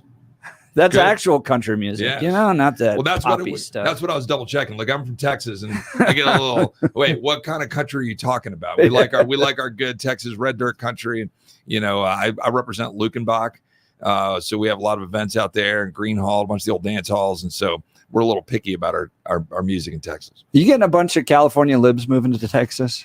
We do. And now look, some people self-select who move there who are seeking freedom. They're basically, refugees from California, and that's great. We love those folks. Texas has a long history of that, but there's a lot of people who move there or get moved there by their companies, and they come in with their, nonsense from the states they left. And, but the real big problem we have is our education system. Like, we're losing our own Texas kids because we've allowed them to be indoctrinated now for so long and be taught that America's evil, to be taught that somehow that you should apologize for being American, that Texas, you should apologize for being a Texan. So we're having to reverse that. We're having a big fight about school choice in Texas. I went to public school, K through law school, but my wife and I, and so did she, we sent our kids to a classical Christian school because we want them to be, pray and acknowledge that God exists. Right. I've raised this over and over again. I didn't even think we were going to have a conversation about education, but I'm so passionate about it. The idea that we're going to somehow teach kids about truth without acknowledging there is truth. Right. And by the way, it is truth, not my truth, not your truth. It's truth. That's right. I think we should just buy I've always wanted to do this, a giant billboard right off of I-25. There's no website. No, it just says, for the love of God, get your children out of government-run schools. That's right. You should call them that. They're government-run. They're not public schools. Yes. Look, I was blessed. I went to the University of Virginia, Thomas Jefferson, and he was one of the big promoters of the public diffusion of knowledge. It's important for a republic, but how you do it matters. And the 100%. Government bureaucrats running it and doing it, they're actually indoctrinating kids against our way of life and hurting the republic. We are giving a preview of what the next hour is going to be looking like. I love this. Lauren Boebert, Chip Roy, John Fabricatore, live in studio. You're listening to the Jeff and Bill Show on this Friday, September 6th. Coming up after the news and commentary of Blake Olson, we'll continue this conversation about what's happening here in Aurora, the SAFE Act, all of this stuff that's going on with regards to illegal immigration in this country. And it's not only harming this country, it's harming the people that are trying to get here as well. I know there's this bleeding heart progressivism that we just want to bring everybody in here. But the way we're doing it is really hurting people. And I talked directly to them, particularly Maria, yesterday down at Whispering Pines apartment complex. But first, news and commentary with Blake Olson. Good morning. Hey, good morning, Jeff. What a show. Man, this has been great. 57 and sunny in Denver, expecting a high of 83 today. The 7-10 5-day forecast coming up. Our top story. In the community, police coming every day. The shooters, somebody died twice. I think somebody died over here. So that's why the police is very alert. Great work by Jeff and our gang. Yes, there is a Venezuelan gang problem in Aurora. All those who denied this fact have egg on their face again. And a profound interview with Jose and others in the Aurora neighborhood. And they're going to move everybody from here. Whatever happens, Mr. Maduro, the president of Venezuela, he takes the guys from the jail and they send it to him with $300 in the pocket. Wow. That's what Mr. Trump, he say, they're coming criminals and, they come from jail. That's why Mr. Trump, he's okay. One thing, Mr. Trump, I mean, I don't like Mr. Trump, but he was right when the thing where he say they're coming from jail, they're coming from criminals, coming from America, and they want to clean the stuff. So once again, we hear this all the time. I do. I don't like Trump, but he was right when he said that they're not sending their best. They're sending criminals, bad people, including gangs and murderers. And he said that almost 9 years ago now. Open freaking borders, sanctuary cities. The left is trying to destroy our country, our cities, towns, communities. You get what you vote for. Representative Chip Roy, the great from Texas in studio last hour, and right now in studio with Lauren Boebert and John Fabricatori. All three know that we have a crisis at the border and in our cities like Aurora. And I was here when that flag got hoisted up the pole upside down, and the Mexican flag got hoisted up the pole. And so I called Tom Homan, and he hooked me up with John, and I came out and visited the facility and was here to try to, shine a light on what was happening. That was 5 years ago. Now we've done nothing but allow and appease the Biden-Harris administration to do what they're doing. And everybody listening to this, you need to know your way of life is under assault. It's purposeful. They're releasing people into the United States for their political gain. They're using migrants as basically their crass political pawns, endangering them and endangering you. Former President Trump, speaking to the New York Economic Club last night, talked about the issues, all the issues, including illegal immigration and employment. Over 500,000 fewer people have full-time jobs today than just 1 year ago, and 100% of the net job creation in the past year has gone to illegal migrants. Think of that. 100% of the jobs created under this administration has gone to illegal migrants that came into our country. Every single mental health professional that reviewed this guy for sanity found him to be sane. And he said it twice. And what that told me right then and there is the defense could not find somebody to say that their client was sane. And that's amazing. The great George Brockler on his old show with Jeff and Bill this morning. Awesome expert analysis of the Boulder King Supers mass shooting trial, which is underway also. Amadeus is accused of killing 10 people inside the store 3 years ago. He's pleaded not guilty by reason of insanity. George says DA Michael Dougherty uncovered some crucial information. The number, nature, and kind of wounds that they have tell you that this guy acted with intent. And that's important because when you plead not guilty by reason of insanity, you're eating that you engaged in the conduct. You're admitting that, right? But in Colorado, which has the highest, toughest standard for insanity on prosecutors in America, the prosecutor now has to prove beyond a reasonable doubt two whole things. One is that you could form the intent to murder after deliberating, and that two, you knew right from wrong. If you can't prove both those beyond a reasonable doubt, dude's going to be sent to a state mental hospital instead of prison. That's just going to happen. George also said that the DA said that for the first time, Alyssa researched bomb-making materials, guns, previous mass shootings, and how to clear a hallway without being shot. The trial will last 3 weeks. The 14-year-old being charged with 4 counts of felony murder following Wednesday's school shooting in Georgia will make his first court appearance this morning. He's accused of shooting over a dozen people at Appalachia High School.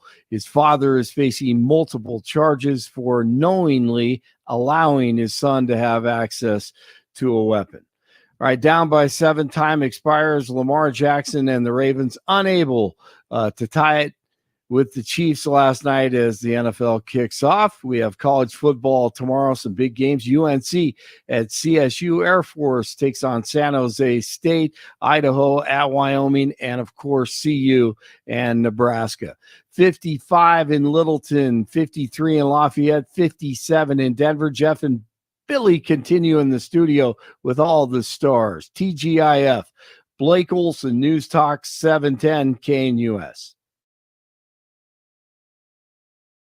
Beautiful September weather for Denver in the Front Range. Enjoy. Days will be warm and sunny with low humidity. The nights will be clear, getting a little cooler. You can crack that window open at night. We're looking at low to mid 80s today, middle to upper 80s Saturday, Sunday, and Monday. Nights will mostly stay in the 50s. Chances of rain will be just a few isolated thunderstorms near the mountains. Weather sponsored by branchplanning.com. Secure your future retirement with a reliable income stream. Annuities can provide guaranteed payments, giving you peace of mind. Get your complimentary review at branchplanning.com or call 303-219-0088. Meteorologist Don Day in the 710 KNUS Weather Center.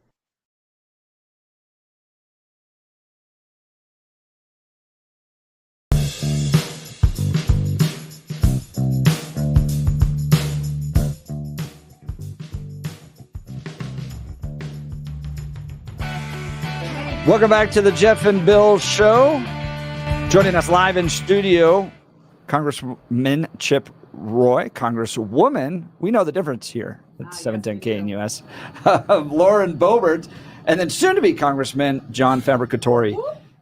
John, you said that Jason Crow made a statement to the Sentinel last night. He finally made a statement to somebody, so he chooses the Sentinel. And he said in a phone interview to the Sentinel last Thursday night, he said he was countering the narrative by Congresswoman Boebert and others. And he said, there is no gang takeover of Aurora, Colorado, and no evidence of gang takeovers of apartment complexes in the city. That was directly from Jason. He says, what is relevant here is that you have people living in squalid conditions. And he says later on, we are misrepresenting and distorting the facts for political purposes, from Jason Crow. Okay, so that's Jason Crow, Democrat congressman from the district that represents Aurora. I went down and I spoke with the people that live in these apartment complexes. Here's Jose. So what's your first name? Jose. Yeah. Do you live around here? Across the street. But we noticed we have a lot of problems over here. And thank you. Okay. In the community, police coming every day. Shooters. Somebody died twice. I think somebody died over here. So that's why the police is very alert, and they're gonna move everybody from here. That's what it is. Yeah. We've heard there's reports of a lot of gang activity in this community. Venezuelan gang activity. Yeah, Venezuela guys, whatever happened is Mr. Maduro, the president of Venezuela, he take the guys from the jail and they send it to him with $300 in the pocket. That's what they do. Wow. You said Maduro sent the guys from jail in Venezuela, gave them $300. Come to America. Wow. That's what Mr. Trump, he say they're coming criminals and they come from jail. That's why Mr. Trump, he's okay. One thing, Mr. Trump, I mean, I don't like Mr. Trump, but he was right when the thing where he say they're coming from jail, they're coming from criminals, coming from America, and they want to clean the stuff. Wow. Where are you from? I'm from Mexico City. From Mexico City? Okay. Over the last few months, has the gang violence gotten worse here? Big time. Like 3 months ago, somebody died over here because they're shooting the guy, and the police coming almost every day over here. So how out of touch does Jason Crow have? I mean, guys, I know I'm among a bunch of politicians. I know with politicians, you expect them sometimes to not always tell them. But come on, Jason Crow. Here's Jose saying gang activity is getting a lot worse.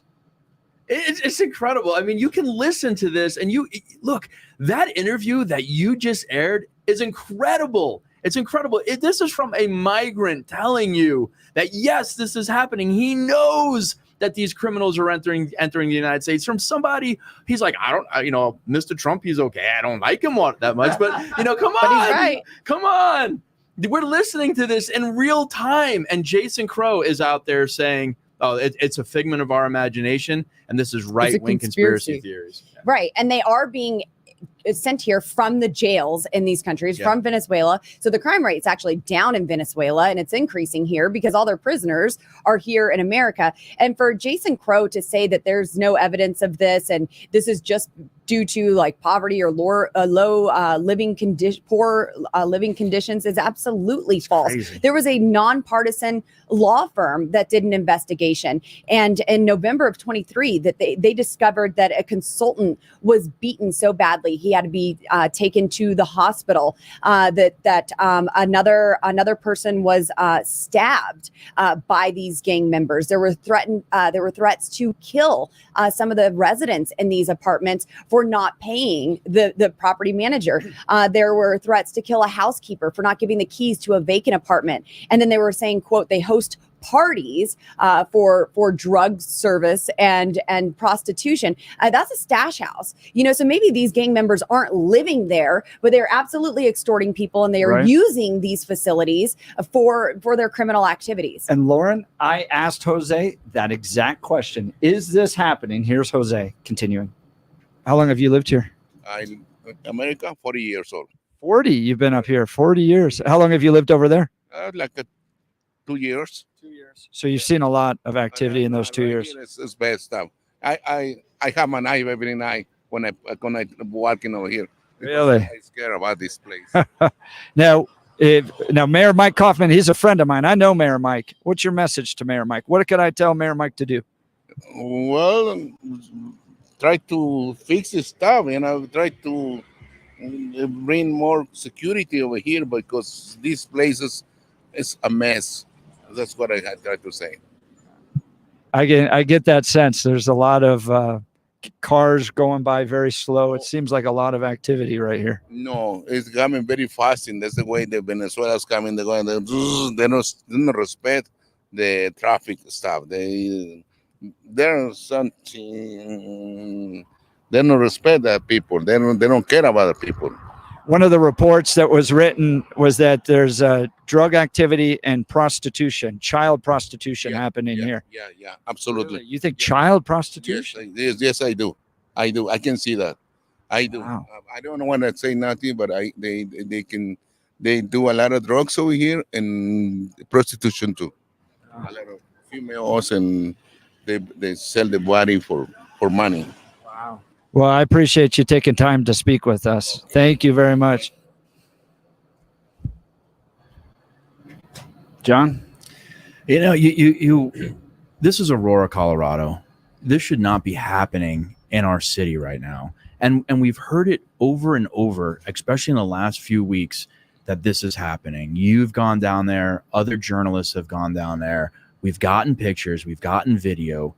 And yet we still, right now, have a sitting congressman saying it's not happening. How much more disgusted could I be right now in that messaging from him when residents in this area are telling you in your district that this is going on and you want to play stupid politics about it and deny it? If I could jump in here real quick. Chip Roy. So John has devoted his life to serving his country, and in particularly most recently working for ICE. So you know where he stands on it. But let's just make sure that everybody out there understands where Jason Crow stands on all of this. Jason Crow voted against H.R. 2, the strongest border security bill that we've ever passed. Lauren and I worked very hard on getting that bill passed with conservatives, and it would work. He voted against it, and he didn't just vote against it. He put out a statement trashing it, and he called it the, quote, Child Deportation Act. He is a part of the propaganda machine that is endangering you, Aurora, and Denver. He is doing that. He is doing it for crass political purposes. Let's be very clear. He also opposed the 2 times the votes we had on impeaching Alejandro Mayorkas for violating the law, refusing to enforce the laws to protect the American people and endangering us. He opposed an amendment on a Department of Homeland Security appropriations bill because we fought for the amendments, Lauren and I did, to defund what is called CHNV. What does the V stand for? Venezuela. That would have prohibited the funds that are allowing more of these people from Venezuela to be dumped into the United States, including the criminals that Jose just referenced. Jason Crow voted against that. He's voted against every single thing, including, finally, the SAVE Act, the bill that I introduced in July to guarantee that we will check citizenship for any election, to guarantee that only American citizens vote in federal elections in this country. He opposed it. He's opposed it at every turn. That's why we need John to join me and Lauren in Congress. And look, this isn't just about some political campaign. This is who they are. Yes. This is who Kamala Harris is. And you are being endangered. Look, we've been dealing with this in Texas on the front lines for forever. Kinney County, Texas. I don't represent it, but it's just out of my district. Kinney County, Texas had 150 arrests in 2021. They've had 15,000 arrests since then. They have one county judge, they have one county sheriff, and they have one small jail, and they've had 15,000 arrests because of the crime. We are spending billions. Denver itself, taxpayers alone have paid $42 million to cover the healthcare and education costs of illegal aliens from December 2022 to present, according to a report that my team released yesterday. It's probably worse than that. We have to beg to try to get numbers. It is killing you. You're paying for it, and your city is weaker and more endangered for it. And people, human beings are suffering. Amen. I mean, Americans really and are. migrants. That's right. Yeah. This whole thing, the whole system is bad. This would be better, and we talked about it, for Maria if a Venezuelan illegal immigrant, by the way, just about everybody I talked to up there is illegal.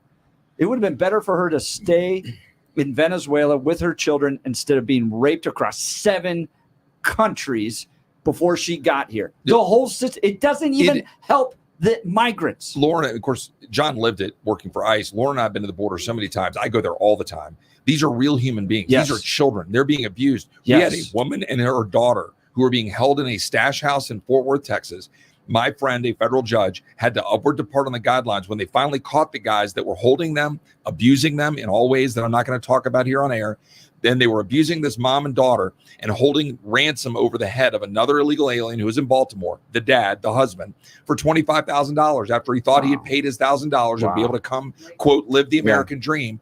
The American dream isn't getting raped in a stash house so Jason Crow can feel good about himself or Kamala Harris can pat themselves on the back in the false name of compassion that somehow open borders are good for migrants or America. It's not. Wow. Chip Roy. Now, part of all of this in the equation is what the heck happened to Venezuela. This is what happens when socialism gets rooted into a country. Because, I mean, remind people, Venezuela wasn't always like this. No. It was actually an incredibly wealthy, successful country. And it's had 7 million people flee it. That's the thing I think I saw. No, that's exactly right. I mean, Venezuela was a thriving country. It was a strong country built on the back of oil and gas. We had great relationships with them. And then it went to the dark side. It went to not just socialism, but this is Marxism, totalitarian state. And so, of course, some people were fleeing because it became, a bit of a hellhole. But there's something called safe third countries. There's also something about our diplomacy or making sure we stand up to fight against that stuff. We've been forsaking it. We could have a whole segment on how America has been forsaking the Western Hemisphere. We've allowed China to dominate it. We've allowed our enemies to dominate it. We are not projecting strength into the Western Hemisphere. Now China owns all of the relationships with the cartels in Mexico, pumping fentanyl into our communities. They're doing it on purpose. We're undermining the safety and security of the people of South America and Central America. And while they're emptying their prisons and sending some bad guys here, a lot of good folks are fleeing too, which leaves their countries in a worse state. One of the first ladies, I think, of Honduras came to America and said, would you please secure the border because you're harming our countries in the process?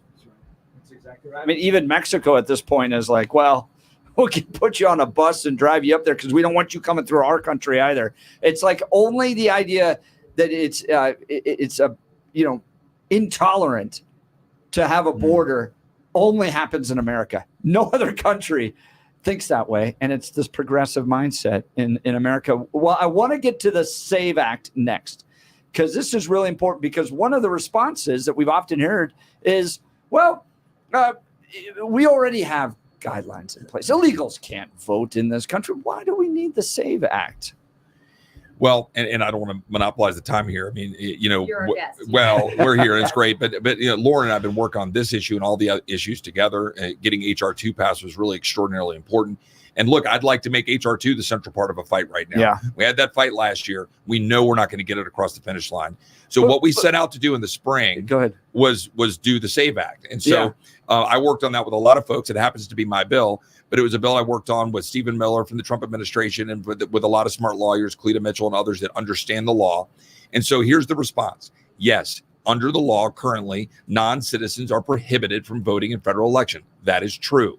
But what is also equally true is that federal courts have interpreted the law to limit and restrict and prohibit states from collecting the information you need to determine citizenship and determine that only citizens are voting. Right. So take Arizona, for example. Arizona passed a law that said only citizens can vote, and we're going to check. We're going to have you present documentary proof of citizenship. The court said you can't do that for federal elections. So Arizona has 2 different systems, one for state and local, one for federal. Because they check for citizenship for state and local, they don't for federal because they're prohibited. This bill would change that. It would fix it and go one step further. It would require it for federal elections for all 50 states. Why?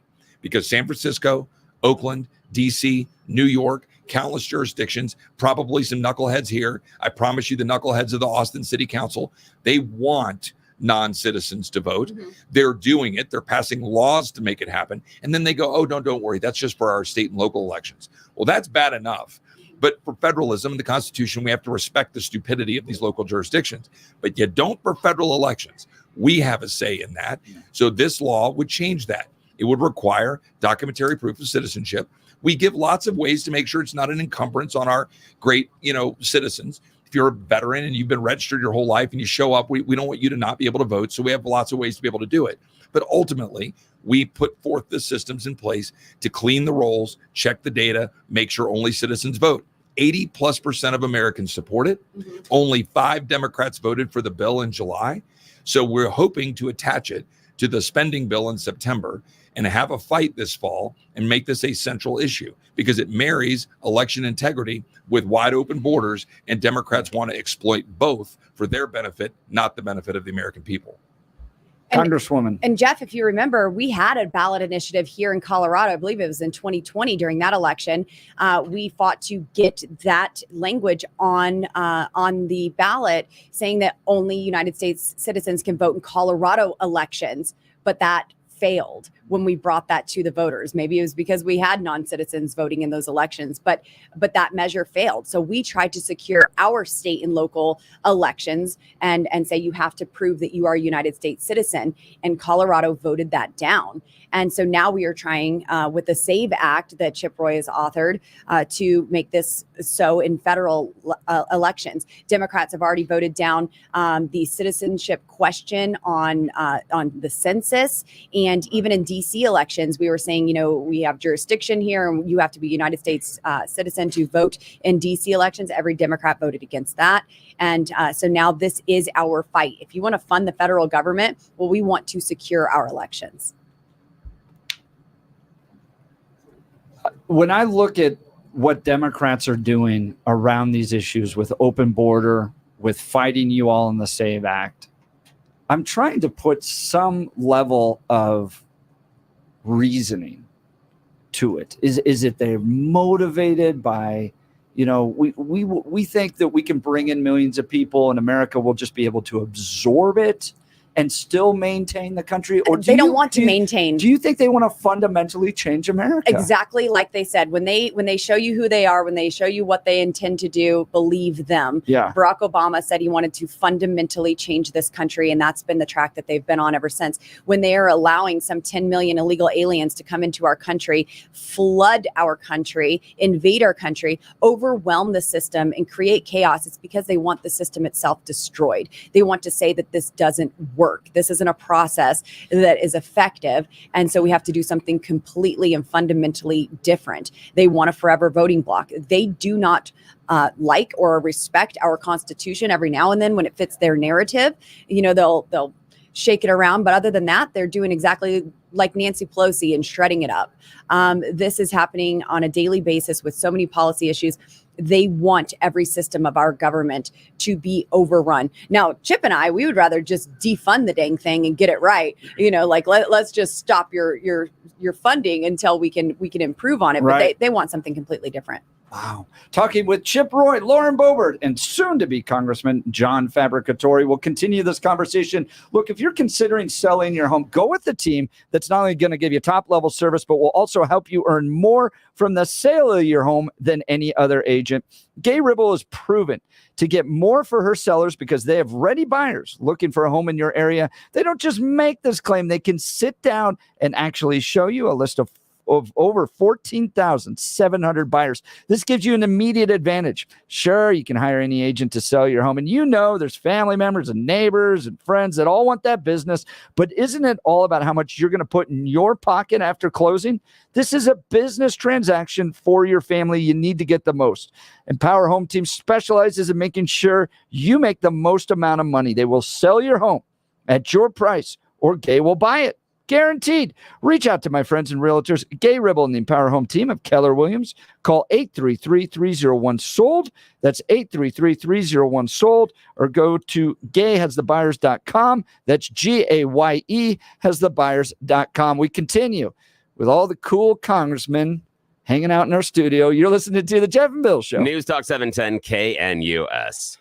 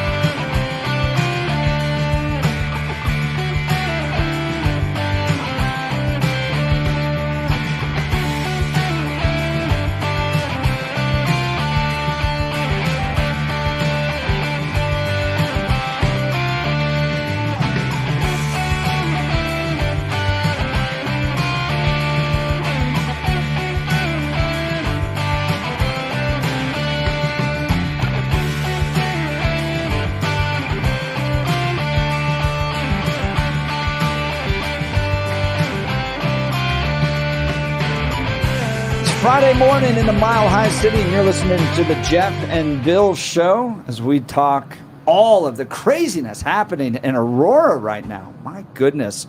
And get into the truth of it. So we went down yesterday to Whispering Pines, this apartment complex that's one of 3 that's in the news. And I mean, John, just I don't know if you have it pulled up again. Just what did Jason Crow say about what's happening down there? So he says nothing's happening down there. So to him, this is all a right-wing conspiracy theory. I don't have it pulled up on my phone right now, but basically he said that he believes that Lauren Boebert is just pressing out right-wing conspiracies and, that no one should be listening to this. I mean, he basically said it was disgusting what Danielle Jurinsky and Congresswoman Boebert were saying about this, and which is incredible. Right, and he said we want it just for clicks. If I want clicks, I'll just show another tattoo. I mean, I don't need to create some sort of controversy for clicks. That works better for some more than others. Yeah, exactly. Okay, so we go down yesterday, and I had a hard time. It took me all night to process what I saw, which is that there are people in our midst 10 miles from here that are living in third world conditions. And keep in mind what Jason Crow said about what Lauren Boebert, Danielle Jurinsky, and John Fabricatore are doing. Here are 2 20-year-old in their 20s women, little kids near them, from Guatemala. Hola, do you live here? ¿Sí vives aquí? Sí. And how long have you lived here? ¿Cuántos años o meses has vivido? 5 años. 5 years. 5 years. There's reports of violence and gang activity in this community. Have you seen violence and gang activity? Hay reportes de violencia y bandas, pandillas, gangas aquí. ¿Tú has visto eso? Sí. Yes. Has it gotten worse recently? Ha empeorado. Peor. Sí, ha empeorado muchísimo, muchísimo. Yeah, it's gotten worse. Is it report is it's Venezuelan gangs, TDA? I don't know how to say that, but ¿Tú crees que estas pandillas son Tren de Agua, son venezolanos o de dónde son? Son venezolanos porque hasta a mí misma me han dicho que nosotros no podemos mandar aquí en los apartamentos, que son ellos los que mandan en los apartamentos. So she's from Guatemala and she says, yeah, absolutely. They're Venezuelan. They come and they say like, no, we are in control here. Wow. Do they have to pay rent to them as well? ¿Les tenéis que pagar dinero? Sí, a veces a mí me piden dinero, pero yo no se los pago porque yo sé ganar mi dinero y apenas me alcanza a mí para mis hijos. Entonces yo a veces no les doy, pero se molestan, empiezan a decir cosas y todo eso. She says, yeah, they ask for money. I don't give it. They do bother. And yeah, they are demanding money. Does she feel safe here? ¿Te sientes segura aquí? Pues no tanto, pero ya aplicamos en otros apartamentos y ya solo estamos esperando que nos entreguen eso para ir allá. Sort of, not really. We applied to go to other apartments, so we're waiting on that answer. Are you? Did she come here legally? ¿Viniste aquí legalmente? Yo me entregué por migración con mis hijos. No. Just about everybody I spoke to, at least in that particular apartment complex, was not here legally. It's just that's where they're putting them because Mike Johnston is running out of money for his plan. He initially, if you were one of the 40,000 illegal immigrants that came to the city of Denver, you got workforce training, you got lawyers, you got a debit card with money on it, and they gave you an apartment complex for 6 months, apartment room for 6 months, and it's been longer than 6 months. And so these people end up at these bad apartment complexes. And now we have never denied ever on this show that there isn't a landlord-tenant issue here because these are broken doors, broken windows. These are run down. There's no grass. There's trash everywhere. It looks like a third world country. And in part, I'm kind of like, yeah, if I was the landlord manager too, I wouldn't hang out there. It was incredibly dangerous. You could tell the gangs knew we were on their turf and they were trying to intimidate us. And I've been in some intimidate. I spent 4 days with Palestinian protesters outside the DNC. I felt safe the entire time. I did not feel safe here. And this is 10 miles from this studio in the district that you want to represent, John Fabricatore. Now, Jason Crow sends out a text message. This is all magic. In fact, how dare you? How dare you, Lauren Boebert, try to take this suffering and lie about it to get clicks? When I just played audio from people living in Jason Crow's district that are actually suffering, and he plays it off as a political thing. John Fabricatore, let's say you're the elected congressman for Congressional District 6 here, and you hear people suffering like that. What do you do? It's boots on the street automatically. I mean, that's who I am. I'm an operational guy. Like that's been my life. You know, I've been on the law enforcement side of this, but I know how to get into a situation and deal with the situation. Jason's absent. He's absent to this. He's not boots on the ground. He's staying in DC. And look, he's pushing a narrative that the Democrats want to push right now. And the people of Aurora should be offended by what he's saying. We know what's going on is the truth. Look, you can put all the politics you want into this, but video doesn't lie. These investigations that we're doing don't lie. We've got bipartisan investigations by a law firm showing us that there's child sex trafficking going on. And Jason wants to say that we're playing some right-wing conspiracy theory politics on this. It is absolutely disgusting what he is doing with this right now.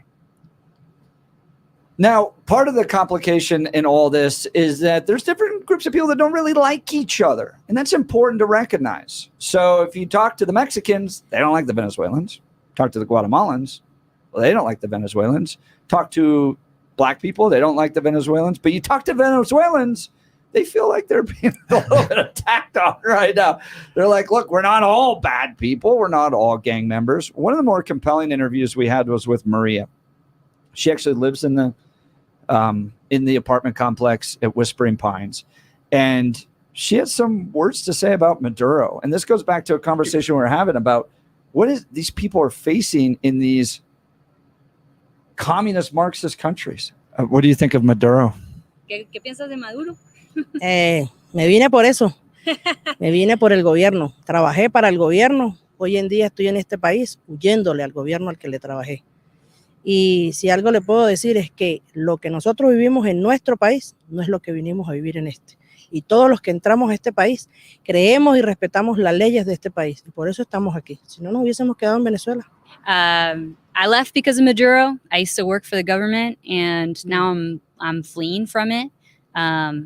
We left because of what he's done in the country, and like she kind of says, like, I assure you, like, we wouldn't be coming here if it was worse. We want to follow the laws of the U.S. and have a better life. Do you feel safe here? ¿Te sientes segura aquí en este barrio? Sí, yo aquí vivo tranquila. Me voy de este estado por las situaciones de xenofobia que se han presentado y sobre todo en contra de mi nacionalidad. She says, yeah, I feel really safe. I'm leaving this state, though, because of the xenophobia and specifically against Venezuelans. Hablo de xenofobia porque no hace mucho se metió un grupo de ciudadanos afroamericanos, los cuales rayaron todas nuestras instalaciones y nos amenazaron. Sus palabras son que son una ganga y que ellos son los que están a cargo de esta propiedad. Ah, pero yo te pregunté si habían pandillas o no. Ellos no son de aquí, no viven aquí, pero aquí vinieron hace como 10 días y las evidencias están retratadas en todos nuestros edificios. Así que sí hay bandas, sí hay pandillas, pero no soy vosotros. No, y esa pandilla llegó hace 10 días. So she said, I'm leaving because there is a gang, and she specified it's African Americans, came by about 10 days ago, scratched up everything, destroyed a lot of stuff, said a bunch of like really dangerous things, and she's sick of it. Wow. So black gang is what is intimidating her. Yeah, so I clarified because I'd asked her before if there were gangs. She said no, but she said, I don't know. I think they alluded to, like, are they a gang? I don't know, but African-American group of people came by and threatened us. So that was one of the things that I found interesting, John, is like, this is a complicated issue. This is not a simple issue. In addition to all this, you have people that are just making bad personal choices, people drinking, doing drugs at 10 in the morning. But this dynamic of Venezuelans feeling like they're ganged up on, The Guatemalans don't like them. The Mexicans don't like them. And then the Venezuelans go, no, it's not our fault. It's the black people's fault. You've worked as a regional director of ICE. How does all of that component fit into this? Look, I've worked this area since, the late 90s. I was a young agent on the street working the Colfax corridor. And there have been gangs on the Colfax corridor forever. Anyone who's lived in Colorado, you stay away from Colfax at night. Mm-hmm. That's just the way it is. But, this part of the problem is you are forcing these other gangs into this situation where there's already pre-established gangs that we've been working for years. And that makes the situation even more dangerous because as one gang tries to gain territory, those other established gangs are going to push back. And we're going to continue to see more violence, and it's going to grow because as these new gangs start to set up some drug trafficking and other things that they're going to do, the other gangs are going to push back, and we're going to see a lot of violence. Well, when we return, I want to ask about this roundtable you guys are putting together in Aurora today, and thank God. I really, seriously want to thank you, Chip, Lauren Boebert, John Fabricatori, and Danielle Jurinsky for continuing to lead on this issue. Hold on a second. There's so much media out I there. got a question in the back of the class. I've been kind of quiet. Thor. Yeah, I've been kind of Bill's quiet still this here. back then. Yeah, I've been very, very quiet. It's hard to find room in the dance card with you guys talking. And I just wanted to clarify for a second. Hang on a sec. So we are saying that Jason Crow, who's representing the district in which this is happening, is busy doing his Washington, D.C. stuff, while we have his opponent here. We have Congresswoman Boebert here. We have Congressman Roy here. We have people that are coming to Aurora to discuss the problem that is happening in Jason Crow's district, and he's not here. I don't know, man. You cannot That's weird. compete with those cocktail parties in Washington, D.C. Well, that is true. That is true. And if I can just add, as the non-Coloradan, the one who came up here from Texas, like the goal here is to seek the truth wherever it may lead. Right. Yeah, that exactly is right. an important part of this. You just raised some important issues and facts about Venezuelans who are here there because they want a better way of life. Honest people just trying to work. There's hundreds of thousands, millions of those, and the numbers that have come here, of course. And that's what the people like Jason Crow and Kamala Harris want to hide behind. But they ignore the damage being done to the country, the damage being done to those migrants. But then they want to sweep aside these facts. They would say, oh, no one's taken over an apartment building. As if what we specifically mean is like they've literally locked it down as like some sort of fortress with like 100 armed people like holding it in check. That's not what we mean. What we mean is you have people here who are beholden to gangs that are here because of these policies. You've got the 4 that were arrested that ICE has now confirmed were released in Eagle Pass, released in Texas. That's what's actually happening on the ground, and that's what we're going to talk about in this panel. Fantastic. We'll continue. You're listening to the Jeff and Bill Show. News Talk 710 KNUS.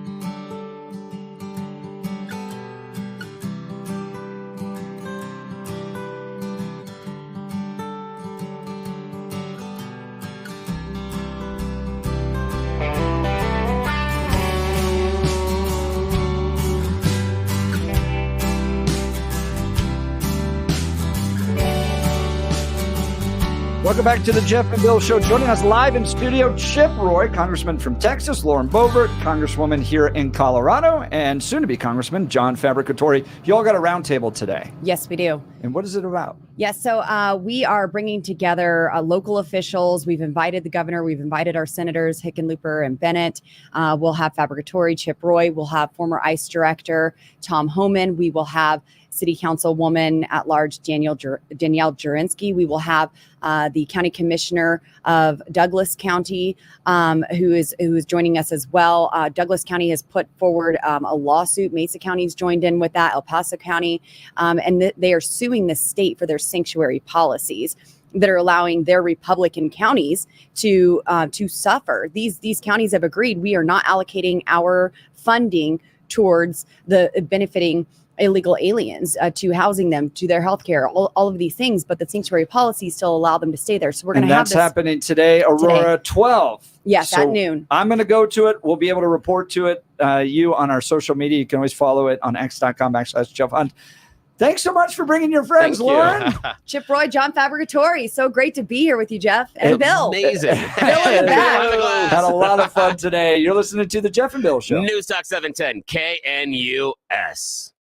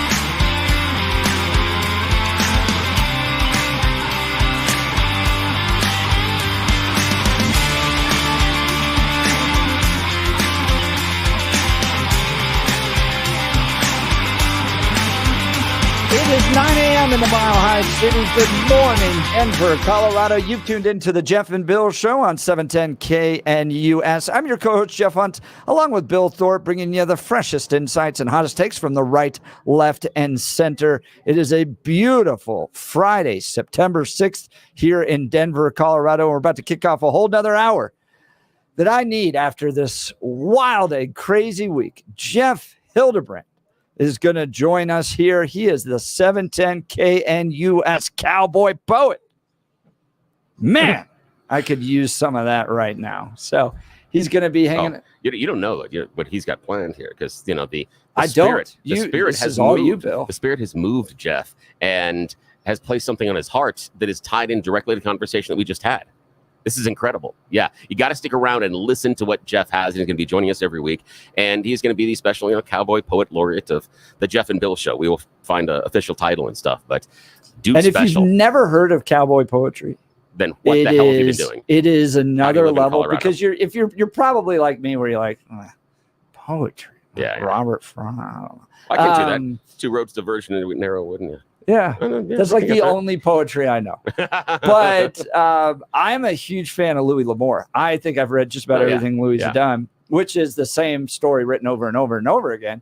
But young man heads west. Young man faces problem. Young man notices girl. Young man defeats problem. Young man rescues girl. Repeat for 200 books, and that's Louis L'Amour's career. But I love it.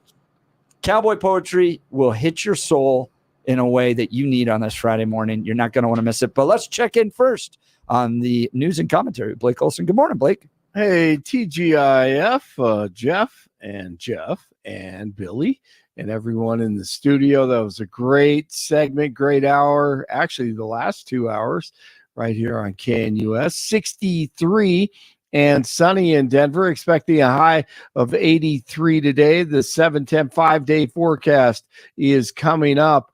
Our top story, police investigating a triple shooting that happened early this morning in Commerce City. One person is dead. The investigation is underway. In the community, police coming every day, shooters, somebody died twice. I think somebody died over here. So that's why the police is very alert, and they're going to move everybody from here. So that's Jose in Aurora. Nice job by Jeff and the gang checking out the Aurora neighborhood invaded by Venezuelan gangs. Jose is one of the people who try to live there. Whatever happens, Mr. Maduro, the president of Venezuela, he take the guys from the jail and they send it to him with $300 in the pocket. Wow. That's what Mr. Trump, he say, they're coming criminals and, they come from jail. That's why Mr. Trump, he's okay. One thing, Mr. Trump, I mean, I don't like Mr. Trump, but he was right when the thing where he say they're coming from jail, they're coming from criminals, coming from America, and they want to clean the stuff. Profound interview there. Texas Congressman Chip Roy in studio with Lauren Boebert and John Fabricatore this morning. Here's Roy. And I was here when that flag got hoisted up the pole upside down, and the Mexican flag got hoisted up the pole. And so I called Tom Homan, and he hooked me up with John, and I came out and visited the facility and was here to try to shine a light on what was happening. That was 5 years ago. Now we've done nothing but allow and appease the Biden-Harris administration to do what they're doing. And everybody listening to this, you need to know your way of life is under assault. It's purposeful. They're releasing people into the United States for their political gain. They're using migrants as basically their crass political pawns, endangering them and endangering you. Fabricatore helped bring attention to it a couple of weeks ago in the studio, and Boebert's doing what she can in D.C. It's incredible. This is from a migrant telling you that, yes, this is happening. He knows that these criminals are entering the United States. From somebody, he's like, Mr. Trump, he's okay. I don't like him that much, but, come on. But he's right. Come on. We're listening to this in real time. And Jason Crow is out there saying, oh, it's a figment of our imagination. And this is right-wing conspiracy theories. Right. And they are being sent here from the jails in these countries, from Venezuela. So the crime rate's actually down in Venezuela, and it's increasing here because all their prisoners are here in America. And for Jason Crow to say that there's no evidence of this, and this is just due to like poverty or low living poor living conditions, is absolutely false. Crazy. Former President Trump speaking to the New York Economic Club last night. If you're undecided, this has to be a great reason to vote for Trump, especially in Colorado. Very, very low. We'll get them down. We had them down to 2.4% and even lower than that for a period of time. Reducing mortgage rates is a big factor. We're going to get them back down to, we think, 3%, maybe even lower than that, saving the average home buyer thousands of dollars per year. They can now go out. Young people will be able to buy a home again and be a part of the American dream. One person is in custody following a deadly road rage shooting in Denver's Baker neighborhood. Officers spotted a crash car near West Byers Place and South Calumet Street on Thursday afternoon and found the driver suffering from gunshot wounds. The victim was rushed to a hospital, but he died of his injuries. Investigators determined he had been shot during a road rage incident on South Santa Fe Drive. Kion Kendrick was arrested in connection with the crime. The 21-year-old is being held on investigation of first-degree murder, and formal charges are pending. Every single mental health professional that reviewed this guy for sanity found him to be sane. And he said it twice. And what that told me right then and there is the defense could not find somebody to say that their client was sane. And that's amazing. The great George Brockler on his old show with Jeff and Billy this morning, analysis of the Boulder King Soopers mass shooting trial, which is underway. Ahmad Alyssa is accused of killing 10 people inside the store 3 years ago and has pleaded not guilty by reason of insanity. George says DA Michael Doherty uncovered some new information. The number, nature, and kind of wounds that they have tell you that this guy acted with intent. And that's important because when you plead not guilty by reason of insanity, you're eating that you engaged in the conduct. You're admitting that, right? But in Colorado, which has the highest, toughest standard for insanity on prosecutors in America, the prosecutor now has to prove beyond a reasonable doubt two whole things. One is that you could form the intent to murder after deliberating, and that two, you knew right from wrong. If you can't prove both those beyond a reasonable doubt, dude's going to be sent to a state mental hospital instead of prison. That's just going to happen. All right, big weekend of college football. Air Force takes on San Jose State. UNC is at CSU in Fort Collins. CU, of course, takes on Nebraska, Idaho at Wyoming. It's going to be a great weekend. 60 in Broomfield, 61 in Greenwood Village, and 63 in Denver. Jeff and Billy continue. TGIF, Blake Olson, News Talk 710 KNUS. Beautiful September weather for Denver in the Front Range. Enjoy. Days will be warm and sunny with low humidity. The nights will be clear, getting a little cooler. You can crack that window open at night. We're looking at low to mid 80s today, middle to upper 80s Saturday, Sunday, and Monday. Nights will mostly stay in the 50s. Chances of rain will be just a few isolated thunderstorms near the mountains. Weather sponsored by branchplanning.com. Secure your future retirement with a reliable income stream. Annuities can provide guaranteed payments, giving you peace of mind. Get your complimentary review at branchplanning.com or call 303-219-0088. Meteorologist Don Day in the 710 KNUS Weather Center.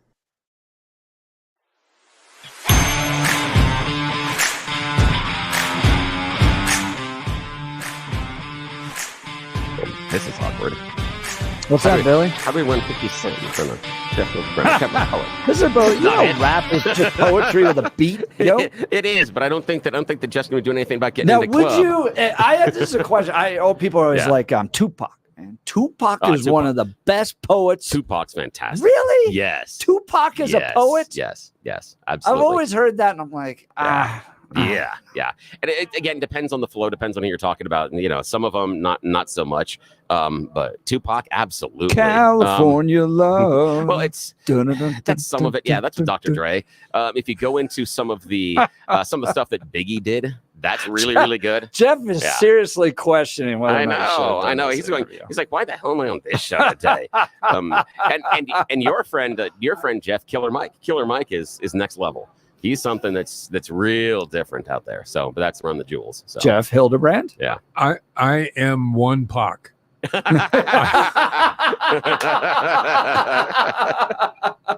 Oh, that's good. That is fantastic. Because you're the OG. You were the original poet rapper. I told Bill that he can introduce me from now on as Taj.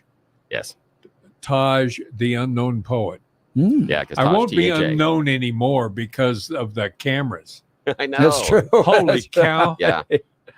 Mark, it's no long longer. shot. It's Mark, long shot. And again, he was doing Taj. TAJ is the other Jeff. TOJ, the other Jeff. The other Taj. Jeff. He's the other Jeff. So over the last 2 weeks, we've been playing his cowboy poetry, which I just adore. And Jeff works here at 710 KNUS, so he's part of the family. He is. I And been doing actually this for a get while. paid for some of it. Right. Wait, you're getting paid? Okay, we got to talk. I'm just allowed to clean up the fridge every Friday. Yeah. Anything that I find that's not fuzzy and moving, I get to keep. So first of all, explain to people your career in radio, and then we'll get to your poetry. I've been in radio and television for a long time. Go ahead. No, that's not fair. He's at all, learned. because Sum it up. You could write that on yeah. a bio for a tweet. Because longtime listeners to KNUS will understand the conversations that Jeff had with Peter Boyles, where it was a wonderful walk down memory lane. Jeff, you worked with a very important cable channel for a while, one that didn't get the attention it needed to, but was something of it was a step back into Americana and American lifestyle and what was going on early in TV and film.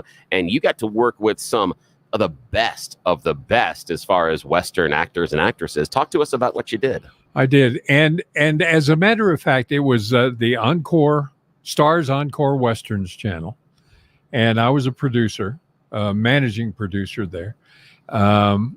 And at one point, little known fact, and it may in fact be true, I don't know for sure, but we were told that we had more listeners, more viewers than HBO. Wow. If Makes you sense. can believe that. And that was not long after we actually started. This is before the days of all the stations that currently run Western TV shows, Western movies, that sort of stuff. We were the only gig in town. And so it had a big audience. And I was blessed to be able to go around to different festivals, Western festivals around the country, film festivals, that sort of thing. And what I was doing was trying to bring awareness of the fact that we were in existence. Because these people, they'd been having festivals in Scottsdale, Arizona, and different places, Texas. But they had no idea there was somebody playing the movies on cable TV.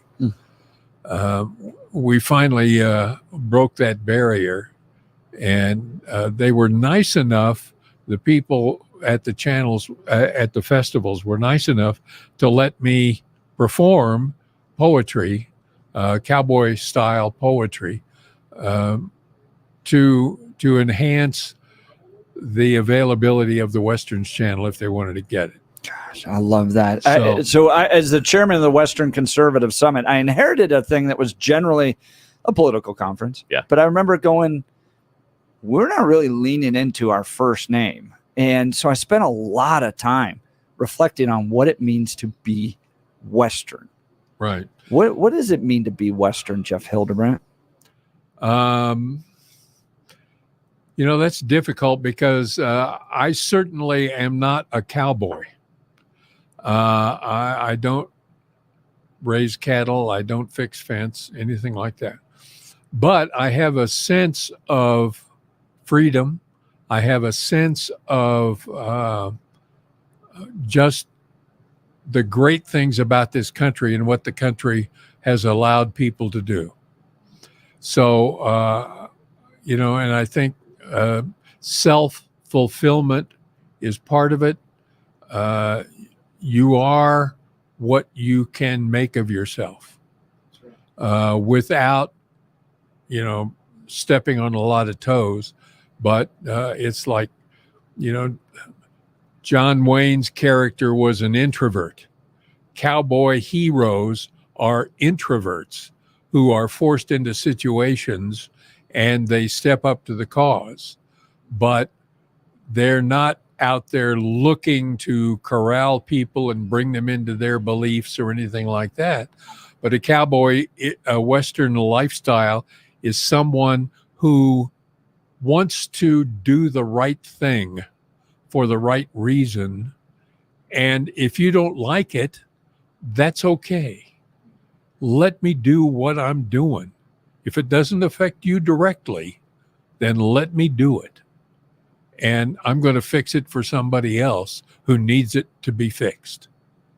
It kind of hits the Colorado political philosophy too. That's why I've always described Colorado as a socially libertarian state to that point. That we kind of just allow people to live and do what they want. I was always caught in the history of our country as it relates to the West, because if you were a successful East Coast family, you didn't head west. If you were a good business family in Pittsburgh, Pennsylvania, or Philadelphia or something like that, you generally just stayed there. It was a unique group of people that went west. Yeah. Describe those people a little bit. Well, that's difficult. That's difficult. I'm not a historian, and you come at it from a different perspective than I do. I can look back to the Dust Bowl days and the stories there about people heading that way. When you think of it today, you can almost equate our situation with what happened in the Dust Bowl. But it's not our situation per se, but everybody at the southern border is coming from an untenable situation. Yeah. And they are in their Dust Bowl and they're trying to move to greener pastures. And we're it. We're the closest thing they have to being able to live an adequate life. I experienced that yesterday firsthand. Believe me. I can tell you that's exactly right, Jeff. Yeah. So, Billy, Jeff, what do we got? We got some we got some poetry? poetry that's coming up here, and this is something that Jeff did just off the spur of the moment, based on the conversation that was going on with Congressman Roy, Congresswoman Boebert, and with congressional candidate John Fabricatore. So there are those times, and Jeff very eloquently, and I'm gonna break this for you, Jeff. Very eloquently off air, we're talking about it, and he said, "These aren't my words; these are God's words. I'm just the messenger." So he was moved this morning, based on what we were talking about, and he's got something special for us. Okay, are you ready? Yeah, this is cool. Okay, you'll have to pardon me. Those of you on YouTube, you'll have to pardon me for reading because I have to, and you'll have to pardon Mark Crowley for not providing enough light for me to be able to see adequately. But I understand, it's the face is not worth the airtime. Anyway, okay, here we go. Let me see if I can read this. There's turmoil in Aurora, denial in DC. Gangs are taking over, as we've witnessed on TV. We hear they're Venezuelan who left their country's jail and headed to our open arms, and there begins the tale. So how about an ending? Right now, it seems remote. Until you see what's clear to me, you end it with your vote. Wow. Okay, that's it. I'm done. Yeah. Oh, I know. Tell me Dude, about it's it. amazing how much you can communicate. Yeah, and in did that so this few morning words. in about half an hour, sitting behind us. Yeah, in the room behind us, about a half an hour. Yeah, that's why Jeff Hildebrand's the Cowboy Poet Laureate of the Jeff and Bill Show. This is why. That's lariat. I like that. That's even better. That's even better, my friend. That is Jeff, wonderful. how do you think like that? I've always wondered, like I'm not an artist. I'm a very linear thinker. So like, help me understand the process. I wish I did. I wish I understood it. I was just listening. As this example, I was just listening to what you guys were saying and the whole theme. And I remember listening earlier about your interviews and what was said. There was one person talking about him getting out of jail with $300 and sent up to the United States. So I heard that. I've seen the gang problems on TV, the shot from the doorbell camera, whatever. And so all of that's kind of up there and going on. But then I heard what you guys were talking about. And then it's just a question of picking the right word that rhymes with another word at the end of the sentence. That's what it boils down to. And I sit there and scribble one thing, and I can't think of a rhyme with that, so I change the ending of the word of the line and think of another word, and then it kind of comes together. And I really believe that it's not me. People talk about inspiration, mentors, that sort of stuff. And what I tell people when I perform, when I recite my poetry, I didn't write it. It came to me. I believe it's God. God is opening up my mind. God is providing the words.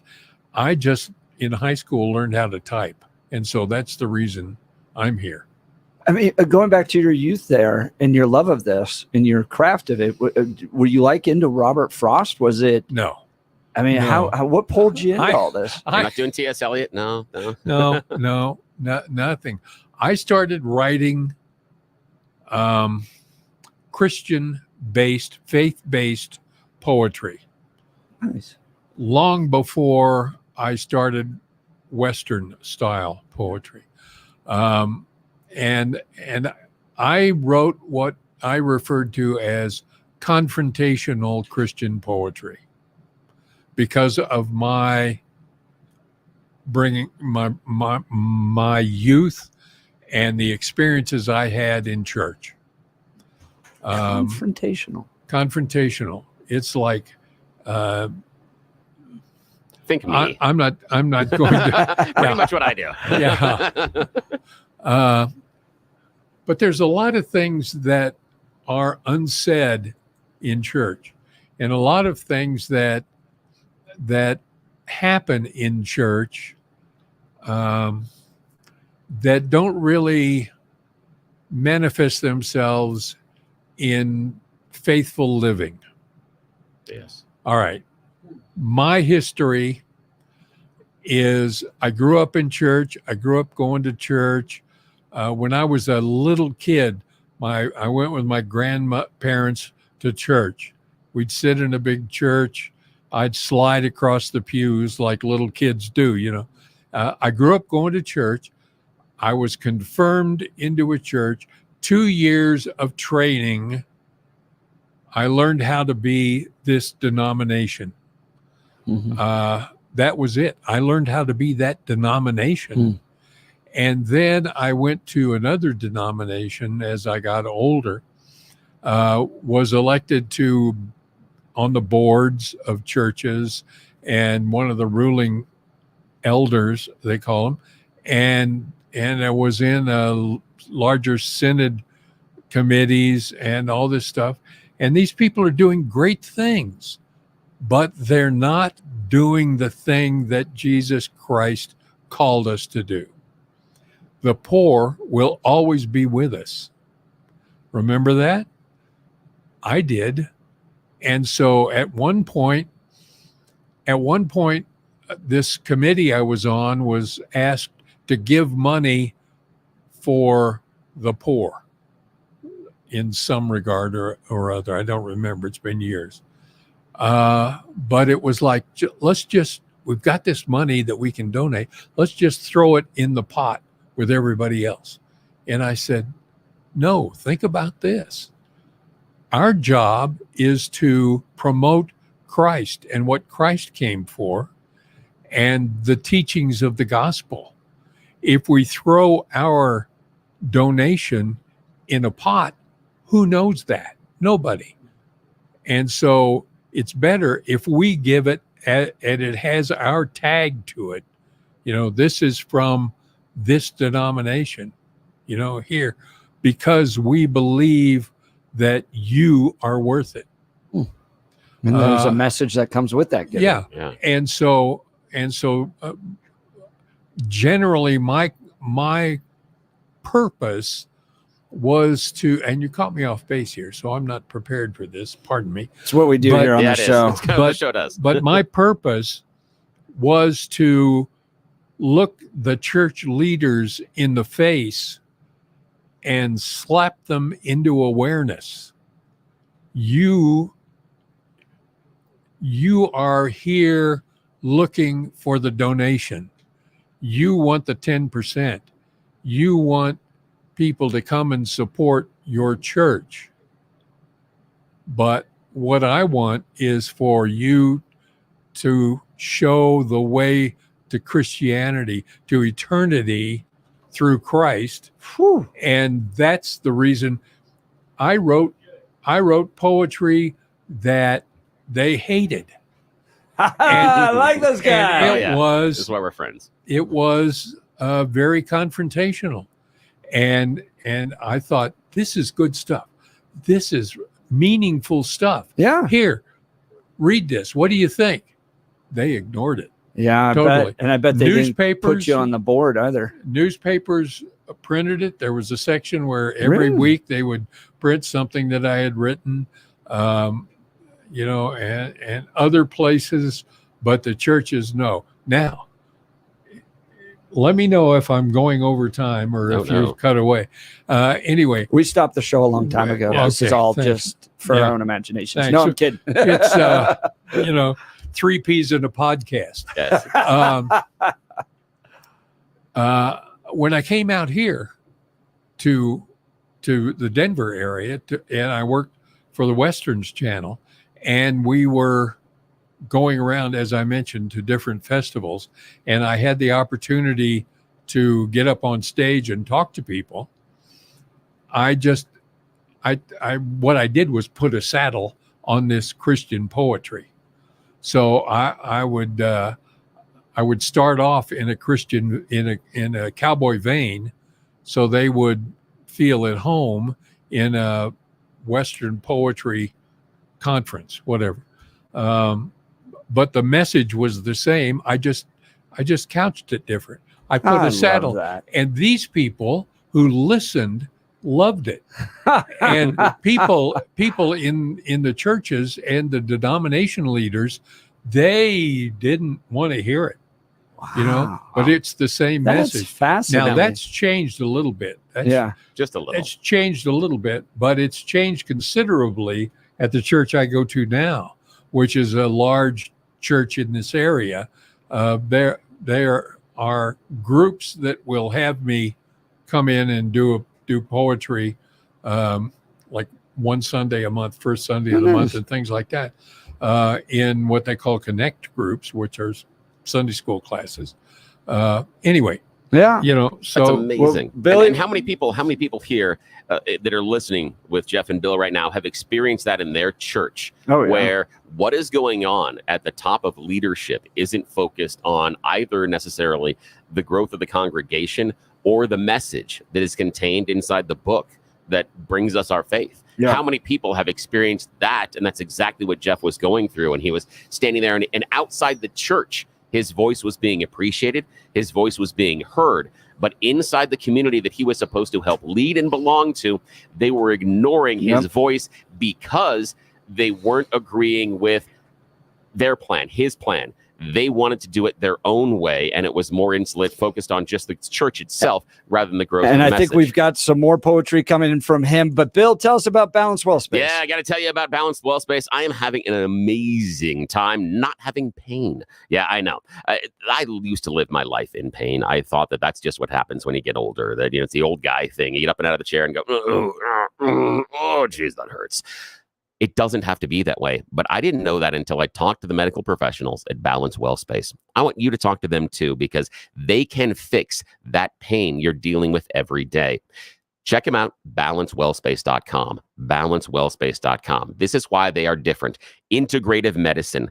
Under one roof, you can get chiropractic care, neuropathic care, physical rehabilitation, wave therapy, regenerative care, trigger point injections, and so much more. The list is so long, I can't read it right now. Plus, they have some amazing, non-invasive, cutting-edge techniques that can change your life. You don't have to get up and out of bed every day with that pain. You don't have to just deal with it and change how you're living your life. Go back to doing what you want to do with Balanced Well Space. You sit down with the team, they evaluate you. They take the pictures, they do the x-rays, and talk to you about your pain and then what you're not doing. Then they put together a custom plan based on you. From there, they go to work. They start healing what hurts. And they do it a variety of different ways, and that's what makes integrative medicine at Balanced Well Space different. It's one office visit, but you get a whole series of care. You can do a little bit of a workout, then you can get some neuropathic care, then you can get some chiropractic care, some regenerative care. They'll take care of multiple things that are wrong with you all in one office, rather than you visiting a whole bunch of offices and taking up all that time and driving and the other appointments throughout your week. One stop in Lowry. Brand new offices right across the street from Hangar 2. Right there in Lowry, gorgeous big parking lot and shady trees that I enjoy. I like to park under the shade. Now, check them out, balancewellspace.com. Talk to Dr. Julie, Dr. Jess. They can make a difference in your life just like they are in mine. I have 2 vertebrae that are fusing in the bottom of my back. I don't have the tingling or the pain anymore. They're regenerating the meniscus that is torn in my left knee right now. My left knee used to be my bad knee. After working with Balanced Well Space, my left knee is now my stronger knee. Yeah, they are that good. They can make a difference in your life just like they're making in mine. Check them out. Make an appointment today. balancewellspace.com, balancewellspace.com. And do me a favor. Tell them you heard about them on Jeff and Bill Show. Great to hear you getting that service done, Billy. All right, we'll continue with Jeff Hildebrand. You're listening to the Jeff and Bill Show. News Talk 710, KNUS.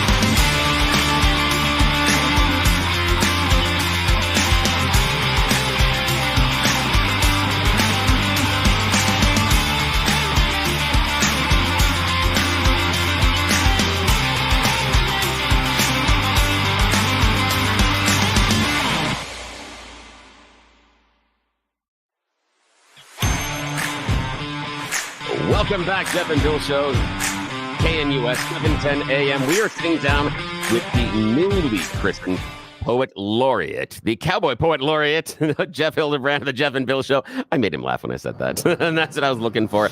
Oh, Jeff, we sure appreciate your time here. And I wanted to ask you just a quick story. It's one of my favorites that you talk about when you're working with the Western Channel. There is a very significant Western actor that you tried to get on the channel for an interview and to do some things, and it didn't come together. And then there is this tragic story that you hear from his widow after he passes away. Can you share that with us? No. Okay. Well, then in that case. No, I was working at the Westerns Channel, and of course, we're showing Western movies, Western TV shows, and one of the biggies is Gene Autry. Everybody knows Gene Autry. Yeah. And so I call out to Autry's agent, who is his lawyer, and say, we'd like to do an interview with him to talk about his movies and Western career, et cetera, et cetera. He said, well, yeah, he doesn't do anything for less than $50,000. And this was at the beginning of the Westerns Channel, and we had no money. It's non-commercial. So they were having trouble paying me, and I was under minimum wage. And so at any rate, I said, well, sorry, we can't do it.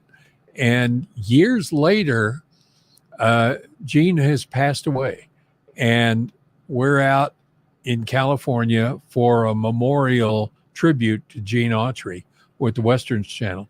And his widow comes up to me and says, Gene and I watch the Westerns Channel all the time, and he always wondered why you never wanted to interview him. Yeah. And I said, I tried, but his lawyer wanted too much money, and we would have done it for nothing. Yeah, well, there you go. Oh, that stinks. I know precisely what that's like to run into their handlers, and if you can just get around them. Yeah, those exactly. people. You can just get around them. Yeah, yeah. Now, it's like me. I had to go through Kelly to get here at this point. It was just. I know. Exactly. Now, Jeff, you have got another piece of poetry that you're going to share with our listeners. I do, and I apologize now if this offends anybody. Oh, I'm really interested now. I really don't care, but I just need to get that on record. Anyway, so here's the story. The way things in Washington are going, the way they solve problems, reminds me of a tale from the Old West. The owner of the J-Bar H had supper with the crew and later told the foreman, there's something that you got to do.